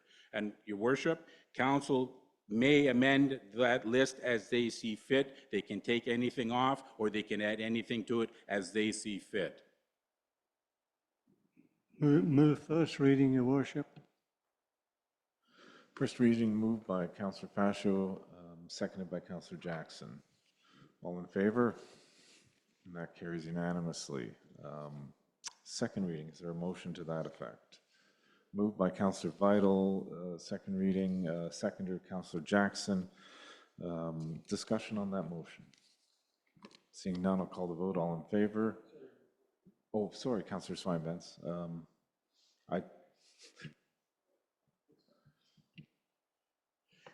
There we go. I think this is our last opportunity to talk about it before a vote, yeah? Yeah. Right now, yeah. On the motion of second reading, yes. Sure. You know, I look at this and it just seems to put into context what our maps and our OCP talk about. And I think it raises some questions, but it also allays some fears and some concerns. And when you look at all the details in here, there's actually a lot of tools for planners and for council people to be really creative in terms of our things like environmental and housing. And as an example on housing, there's a lot of ways for us to, and I've talked about this in the past, to incentivize development and to work with other people, to be creative with private land, to consider rezoning bonuses and density bonuses and small scale supportive housing models, different styles, so that we can deliver on some of our core housing needs that we've been talking about the last couple of weeks in a way that's more subtle and more community oriented. So I like some of these tools that are in here, and I'm in supportive of that. The only concern that I had was on page 72, and yeah, at the very bottom of page 72, section G, it says here, and I'm not sure this is correct, it just says that we have adopted the Civics Lands Master Plan. The development of these lands adjacent to the village office includes the use of housing partnerships agreement with AHCS to submit a housing proposal. And it goes on to discuss that. And I'm not sure that we've adopted that. I think we've accepted it for information, and I'm not so sure that we've adopted it, and I don't know that we're committed to it. We can still use creative, this document allows us to use creative methods to provide for housing in a different way. Am I correct on that? Thank you, Councillor Swinbanks. Corporate Officer, are you able to clarify what word we used when we received that Civic Lands Master Plan? Thank you. Yes, the motion was twofold. It was to adopt the Civic Lands Master Plan. However, the discussion at the council table at that time was not to endorse any particular option. And the secondary piece of that resolution was to direct staff to pursue opportunities to move the public works yard. Thank you, Corporate Officer. Thank you, Mayor Talon, and thank you, Corporate Officer. One more quick question. I think it's an important document. I wonder, I know that there's a public hearing, potential for a public hearing. Should we have an open house? Should we dust off our OCP and just present it again so we can all engage with it again and get to know it and have comment on it before we do the third reading here to get more meaningful engagement from the community instead of a public hearing? I wonder if an open house would be more effective for comment.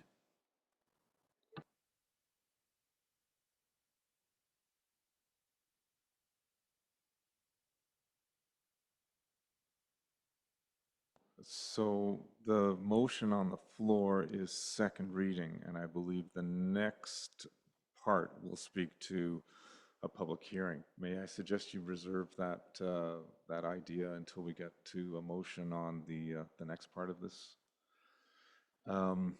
Any further discussion on the motion? Councillor Pacho. Just for clarification through you, Your Worship, to our staff, this is official community amendment bylaw, and the correct procedure is first, second reading, and a public hearing. I believe, am I correct? Corporate Officer. Thank you. That is correct. And in addition to that, perhaps our planning consultant can jump in if I'm incorrect, but as part of the OCP consultation plan that was adopted by council a few months ago, an open house was always slated for sometime in September or October, in addition to the statutory public hearing as required by the Local Government Act. Thank you. Thank you, Corporate Officer. Any further discussion on the motion, the second reading motion? Seeing none, I'll call the vote. All in favor, and that also carries unanimously. And then we have the, I guess we'll take them one at a time. Is there a motion for the next part, the authorization to schedule a public hearing? Moved by Councillor Vital, seconded by Councillor Swinbanks. Discussion on the motion to schedule a public hearing for the official community plan amendment bylaw 1229, 2025.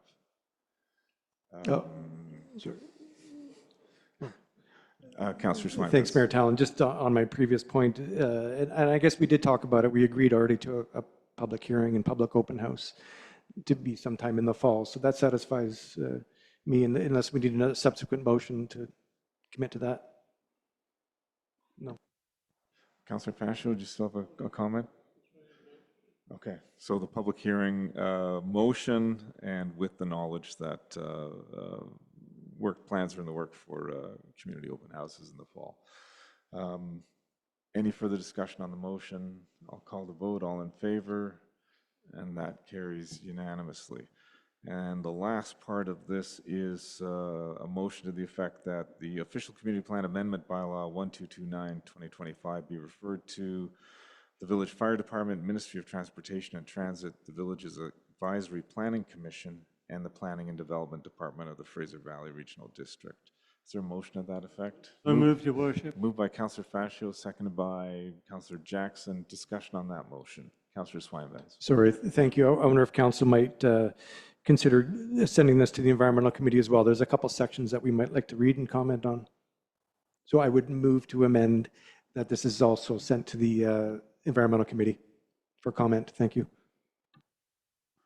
Motion to amend the motion from Councillor Swinebanks to include the village's environment committee. Is there a seconder to that motion? Your worship, if I may, sorry to interrupt. Sorry. I understand the thought.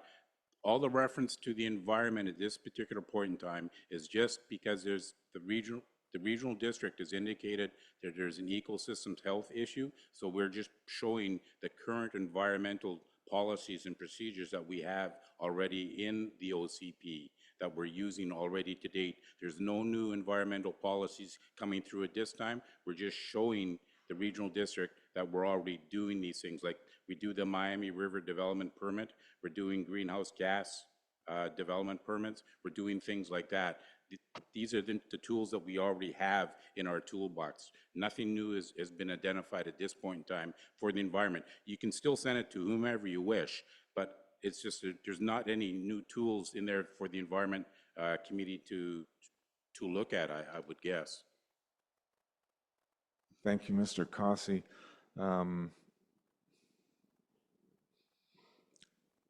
Question for you, Councillor Swinebanks.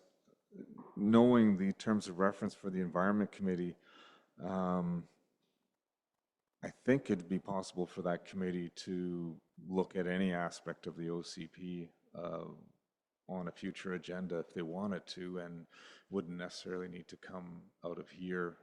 And if Mr. Cossey's explanation is this is just a summary demonstrating what the OCP already does to meet provincial requirements or the regional stuff, perhaps might consider suggesting that as you as chair of the committee, if there's a need to review the environmental aspects of the OCP, that it can be run in a parallel process. Sure, thanks, Mayor Tal. We have a meeting on the 3rd of September. We'll put it on the agenda and we'll provide comment if appropriate. Thanks. Councillor Vital.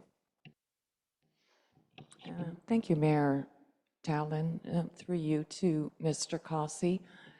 I know in past when we've done almost a complete rewrite of our OCP, and correct me if I'm wrong, but I believe we also sent that to Staheless and asked them to review. Do you see that that would be beneficial in this circumstance or not necessary? Thank you. Mr. Cossey? Yes, Your Worship. We did send a letter and a draft copy of what we are going to be looking at to the Staheless Nation. We've not heard back, but that does not prevent us from sending the draft document to Staheless as a further follow-up. There's no problem with that at all. As I said, you can add to this list or take away from this list as council sees fit. Thank you. Thank you, Mr. Cossey. Then I would like to make the amendment, Mayor Talon, that it also be forwarded, the draft be forwarded to Staheless for their review. Thank you, Councillor Vital. So I think Corporate Officer is going to say we have a motion and a motion to amend that was moved but wasn't seconded. And I think that one has to be dealt with first to include the Environment Committee. And Councillor Swinebanks, are you going to pull that motion back or going to go through, do we need a seconder for it? I don't know that you've asked for seconders on my motion. We just had the motion and then I had a question for, or Mr. Cossey had a clarifying remark, so we didn't get to the seconder stage yet. So how do you want to proceed, Councillor Swinebanks? I've started it, might as well finish it. So I have I moved to amend that we include the Environmental Committee for comment. We have a meeting on the 3rd and we'll get back quickly with our comments if it's allowed. Okay. Thank you. Is there a seconder to that motion? Is that, which one are we doing first? The environmental? Yeah. Yeah, I'll second that. Seconded by Councillor Fascio. Any further discussion on that motion? Seeing none, I'll call the vote to amend and include the Environment Committee on the list of people that received this or referred to them for the input. All in favor? And that carries unanimously. And now, Councillor Vital, a second motion to amend our now amended motion to include Stahelis. Is there a seconder to that motion? Seconded by Councillor Jackson. Discussion on that? I see none. I'll call the vote on that amendment. All in favor of that amendment? That carries. And which leaves us with, are there any further comments on the original motion to now approve the twice amended motion? I see no further comments. I'll call the vote on the amended motion. All in favor? And that too carries unanimously.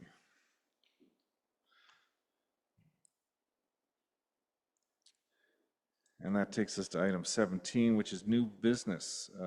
Councillor Schweinbens. Thank you, Mayor Talon. I'm not sure if I need to read this out, but we're looking to ask staff, if I could ask council to ask staff, direct staff to look into the parking situation with regards to our EVs. It came to my attention in the last month that after many years, I think, of free EV charging, the provider of the chargers has gotten their act together and are now charging.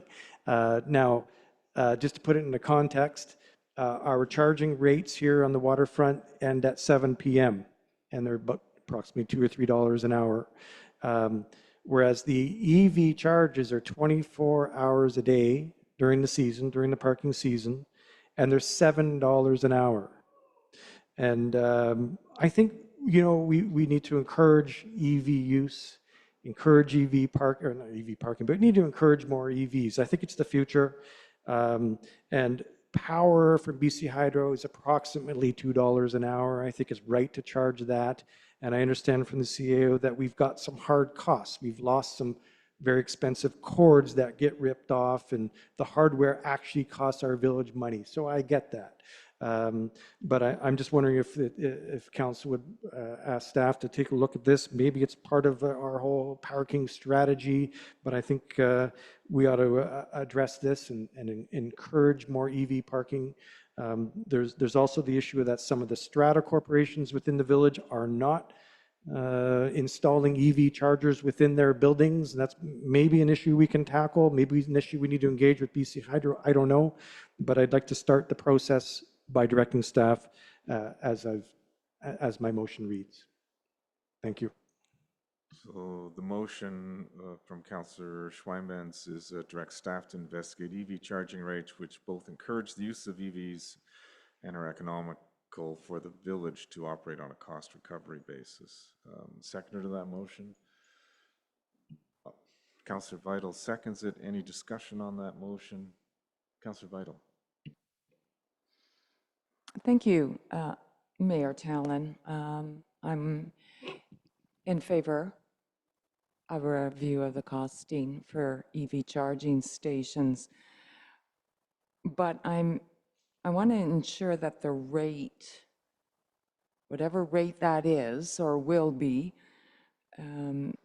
covers all electricity costs and any additional costs, such as maintenance or repair needs. I personally have seen vehicles backing up from a EV charging station with the charger still attached to the vehicle. And I don't know how much it costs to replace something like that. So it's not just about covering the cost of electricity.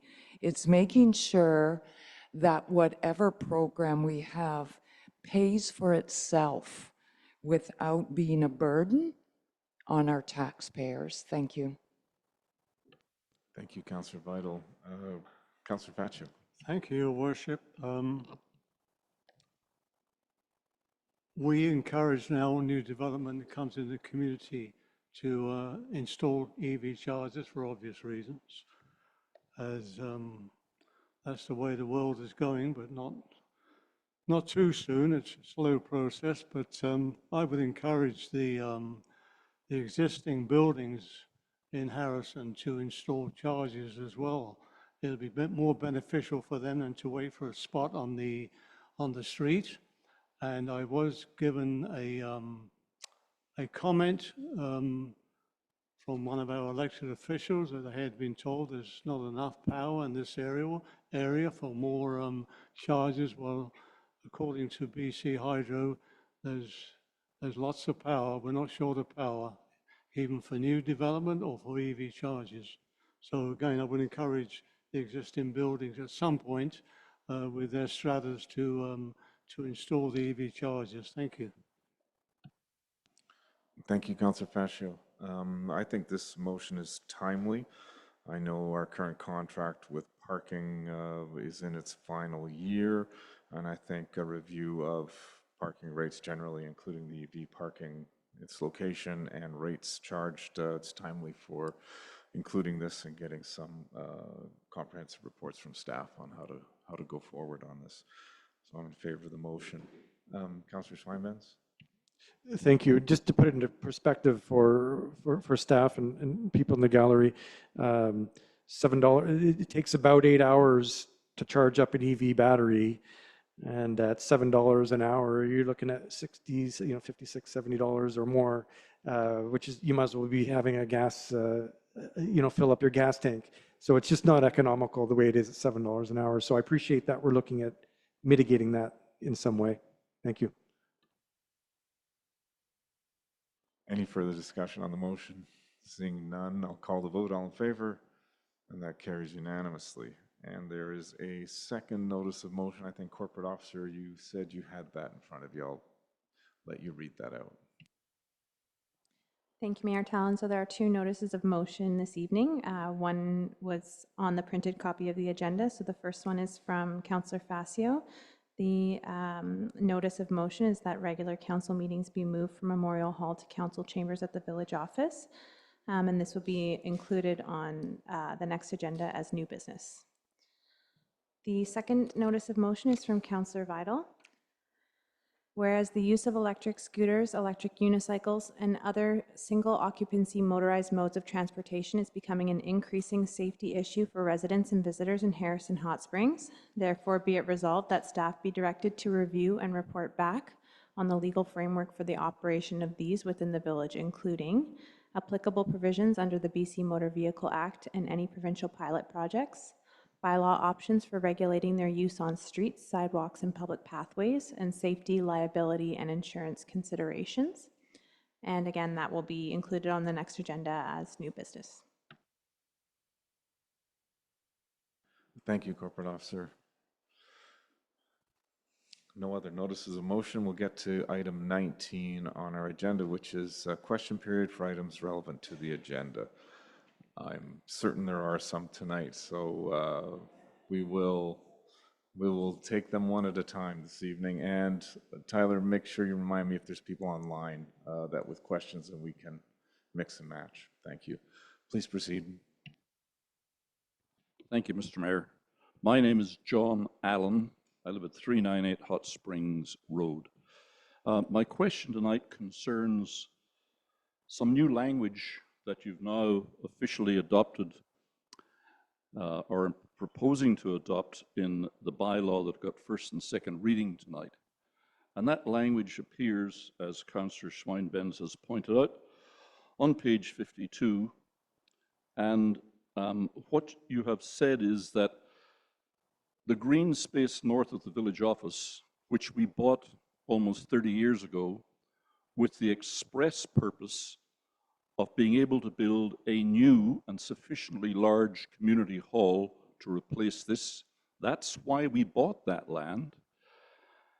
And you are now calling it the Civic Lands Master Plan, instead of calling it the future Civic Center site for Harrison Village.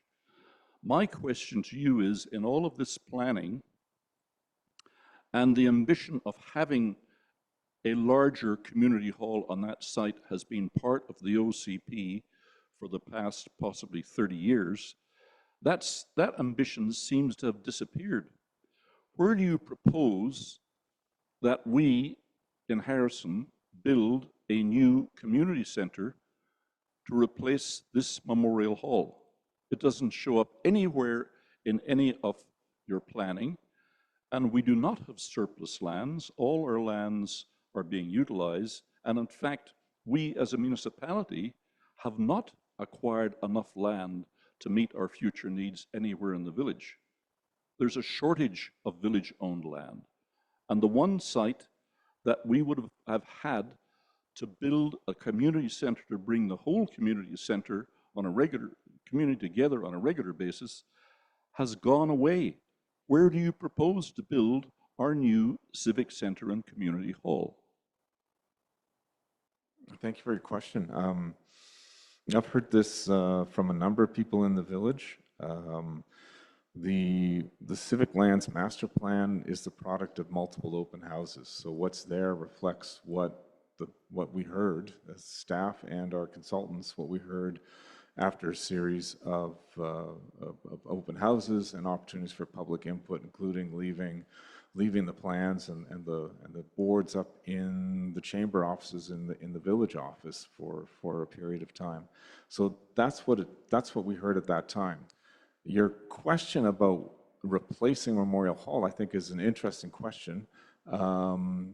I don't think it comes up. I don't think the Civic Lands Master Plan, as you point out, really addresses that.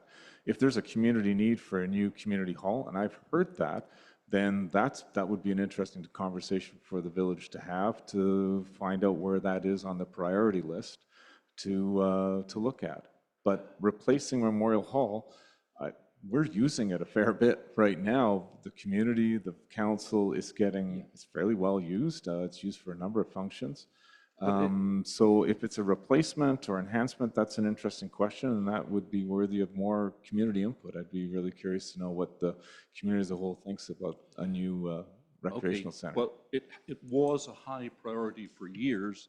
It has disappeared, and it's your responsibility as a council to plan for the future and make provision for the needed services for the residents of the village. One of those being a properly sized community hall, the land for which we have bought 30 years ago, and I and the other taxpayers have paid the mortgage for the past 30 years with the clear expectation that that is what would happen on that land. Thank you. Thank you.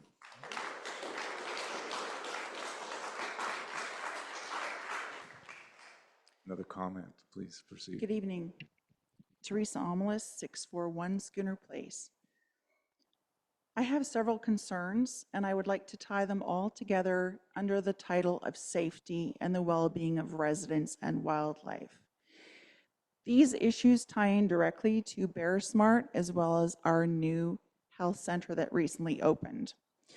I have lived in this village for 5.5 years, and I've stood at this microphone and attended these meetings countless times. I took a break recently because I lost track of how many times I had to bring up an obvious question. So how many times must a person suggest a simple, obvious, and cost-effective solution that will benefit our village in many ways? What I am proposing is that we look at our current garbage cans and recycling cans that are emptied by paid staff but are not locked. They are not locked, and this creates a problem.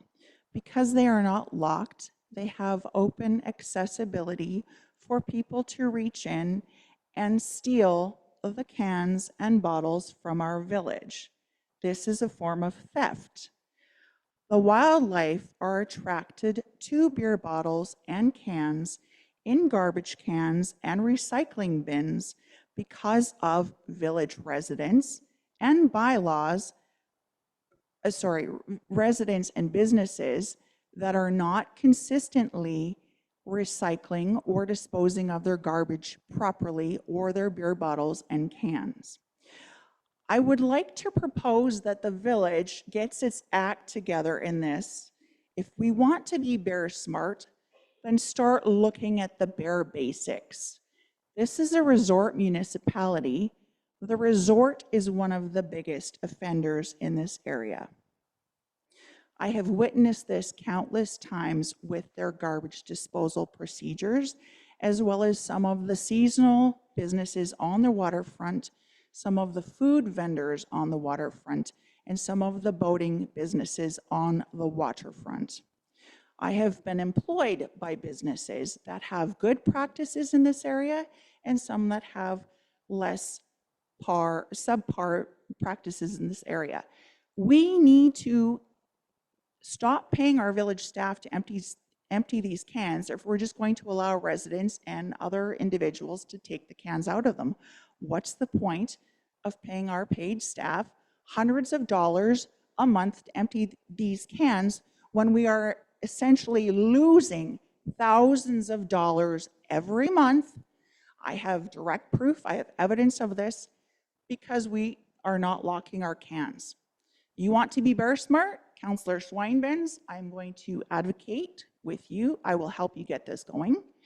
We need bear smart garbage cans in all of our areas, starting with the resort, all of the businesses, and all of the residents. This also needs to include proper bylaw enforcement. I was directly told recently, in the last couple of months, the bylaw officer is primarily focused with the beach. That is not an excuse. The village is not just the beach. It also includes the central part of the village. It includes the south, and all of the other areas. So do we need more bylaw officers? Do we need more enforcement of bylaw education? How are these bylaws actually being enforced? I am currently in a situation where my safety and well-being and enjoyment of my property is affected because these bears are coming directly behind my home. I have a family of 4 raccoons that use our back fence as a superhighway. There are increased rats and wasps and ants in the last 2 years because I cannot personally resolve this issue that has now escalated because bottles and cans and garbage scented articles are allowed to collect in residential areas. Thank you. How are we going to solve this problem? Thank you. You've made several points, and I'll try and speak to them in turn.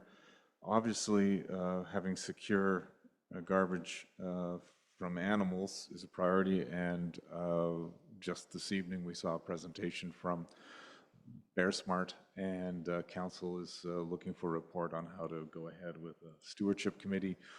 I think one of the councillors, maybe Councillor Fascio, if I recall, noted that this will be a huge job of education for our village to really truly be bear smart, probably changing practices, lots of things. It's more than just the garbage cans, as we heard tonight, it's other attractants. So certainly share that, and obviously reducing conflict and negative interactions with bears in particular and other wildlife. Yeah, that's utmost priority, and we don't want to see any bears destroyed either.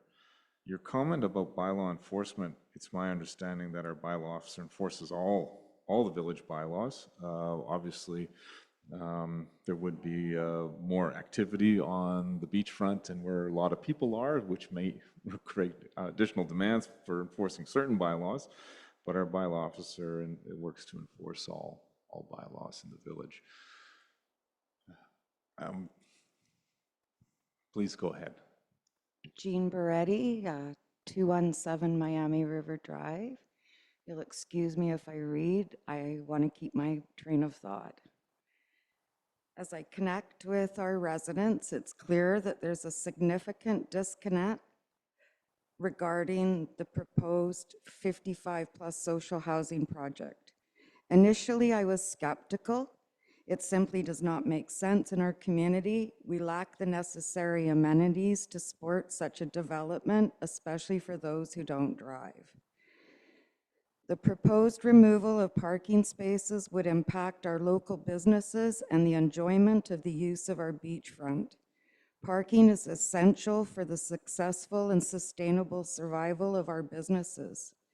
Convenient and accessible parking options attract customers, enhance their experience, and ultimately drive sales. In today's competitive landscape, investing in effective parking solution is crucial for fostering growth and ensuring long-term success. Without this vital overflow parking, people will spill out onto the residential streets, creating havoc and tension for homeowners. Who knows what could arise? I will say again and again, progress does not always have to be measured by concrete and steel. It's far more progressive and courageous to maintain green spaces. After speaking with hundreds of residents, it's apparent that the overwhelming majority oppose this project. Even when I reached out to my immediate neighbors, then further out into the community, the response remained consistent. There's widespread dissatisfaction with this building. Many feel that the council does not embody the transparency that our community deserves, and this disconnect has created a sense of distrust. Listening to residents highlight their frustrations has made it clear our village office has had long-standing issues, and the decisions being made feel more clandestine than collaborative. We are not a village in harmony, rather we are an angry community feeling sidelined as if decisions are made behind closed doors. The swift organization of a tailgate meeting bringing together 104 residents in just 6 days is a testament to the strong sentiment against this project. We chose to live here because it's a village of homeowners who take pride in their properties. Our investments, both financially and emotionally, are in a thriving community, not one marred by decisions that detract from its vibrancy. This project poses a considerable burden for current and future residents. The projected cost of $32 million, $21 million contributed by BC Housing, leaves us with an $11 million mortgage against community property. It raises the question, how can an entity that doesn't own the property possibly secure a mortgage using our village assets as collateral? This raises serious legal and ethical concerns. Before undertaking such a high-density development, we need to prioritize existing infrastructure. Despite what was claimed in the community service presentation to Council, section C.13 of the letter of intent clearly states that the municipality owns the building. As such, the building is fully exempt property taxes from the village, school taxes, Fraser Valley Regional District taxes, and Fraser Health taxes. Instead, these costs will be downloaded onto taxpayers. In addition, this project may be exempt the costs of other village services, such as water, sewer, and garbage, again with those costs being transferred to taxpayers. This disconnect resonates deeply within the community, and I find myself echoing the sentiments of many. It is vital to respond to the overwhelming opposition from our community and seek alternatives that align with our values. Therefore, I respectfully ask you, will you please withdraw your support for the application for the Community Housing Fund by Agassiz Harrison Community Services?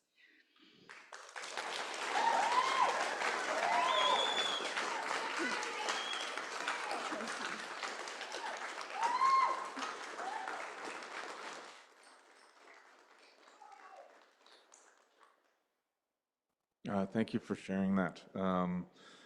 At this stage, the village is working with Agassiz Harrison Community Services to define and answer a lot of questions. You've made a number of points and conclusions, none of which are final because the final project hasn't been scoped out in detail. Many questions remain for myself and I think the rest of council, which we're hoping to get answers to and bring forward to the village and have it considered. There is also the very real possibility that BC Housing doesn't accept the application, in which case it disappears as well, the whole thing. And I know there's probably a whole bunch more people that want to speak.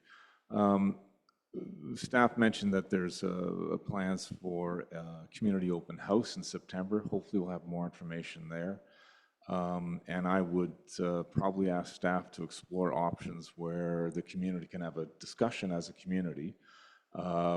This kind of format is a little bit maybe more formal and doesn't allow for the free exchange of lots of ideas. And I know there's lots of people that want to hear lots of what other residents are saying as well, and not have it filtered through council or social media. So I'll be looking to staff to, with the open houses, with the information that we'll have at that time, be very candid, have all the information brought forward, and hopefully find a way, a venue for the community to actually have a dialogue on this very important matter.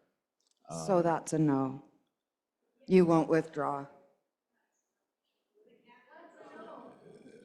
We have indicated with a letter of intent to explore it with Agassiz Harrison Community Services.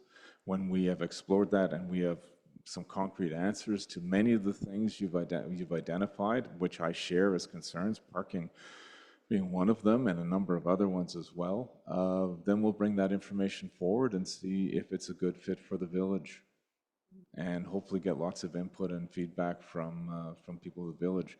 But at this time, I don't want to jump to a conclusion that it's bad or that it's good. I'd rather explore it and hopefully bring a lot of information forward, hear from the village, and have council make an informed decision when we have all the answers that we can rely on to many questions. Those you've asked and many that I've heard in other conversations and many I have myself. Okay. I just want to make sure we don't hit a point of no return.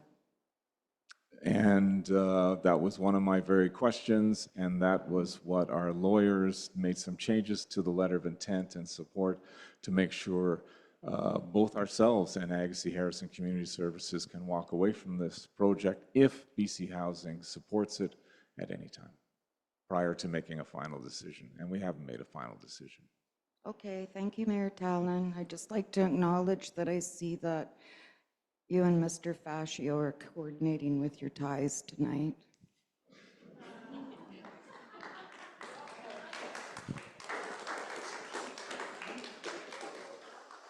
Thank you. I get lots of fashion advice from time to time. Yes, please. And then I'll ask Tyler, is there anyone online with a comment or question? And we'll go online after this next statement. Okay, sorry, okay, I'm Jean House, and I do live in Harrison, address to be whatever. Memories. Okay, I do want to thank Alderman Jackson for your original comments about the federal level influence, because this is, sorry. One of the things when we do grants, it's very important to get the framework correct.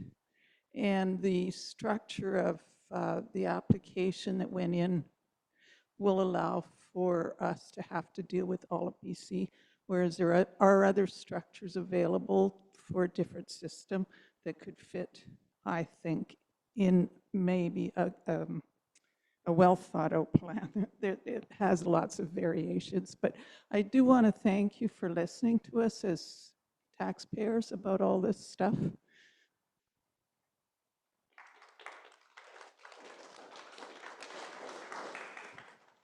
Thank you for sharing that. Tyler, is there anyone online with a comment or question? Yes, Your Worship. We have a hand up from Julie. I'm just going to unmute you here, Julie. You should be allowed to unmute yourself now.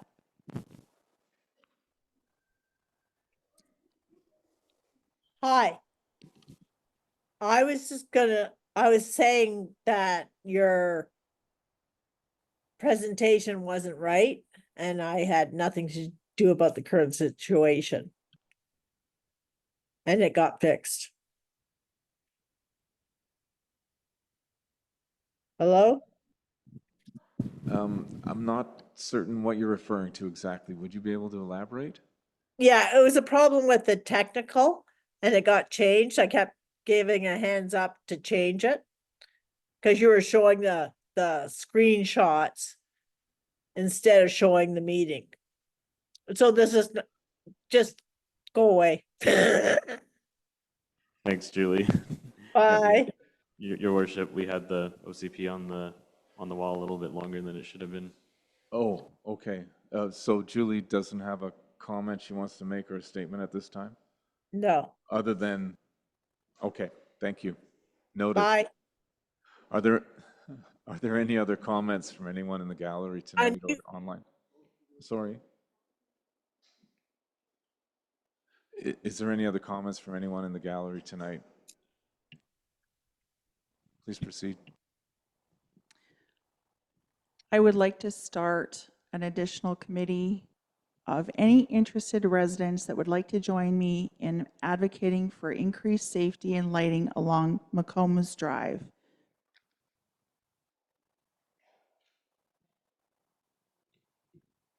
So if anyone wants to join me, I'd like to propose a new committee for safety and lighting along McCombs Drive. Thank you. Thank you for the comment. I look to staff to take note of that, and I ask them to look into that and return to council with the report as appropriate. Do we need a motion to that effect, or is that safety is all the way anyway? Do we need a motion to that effect for staff to look into lighting on McCombs?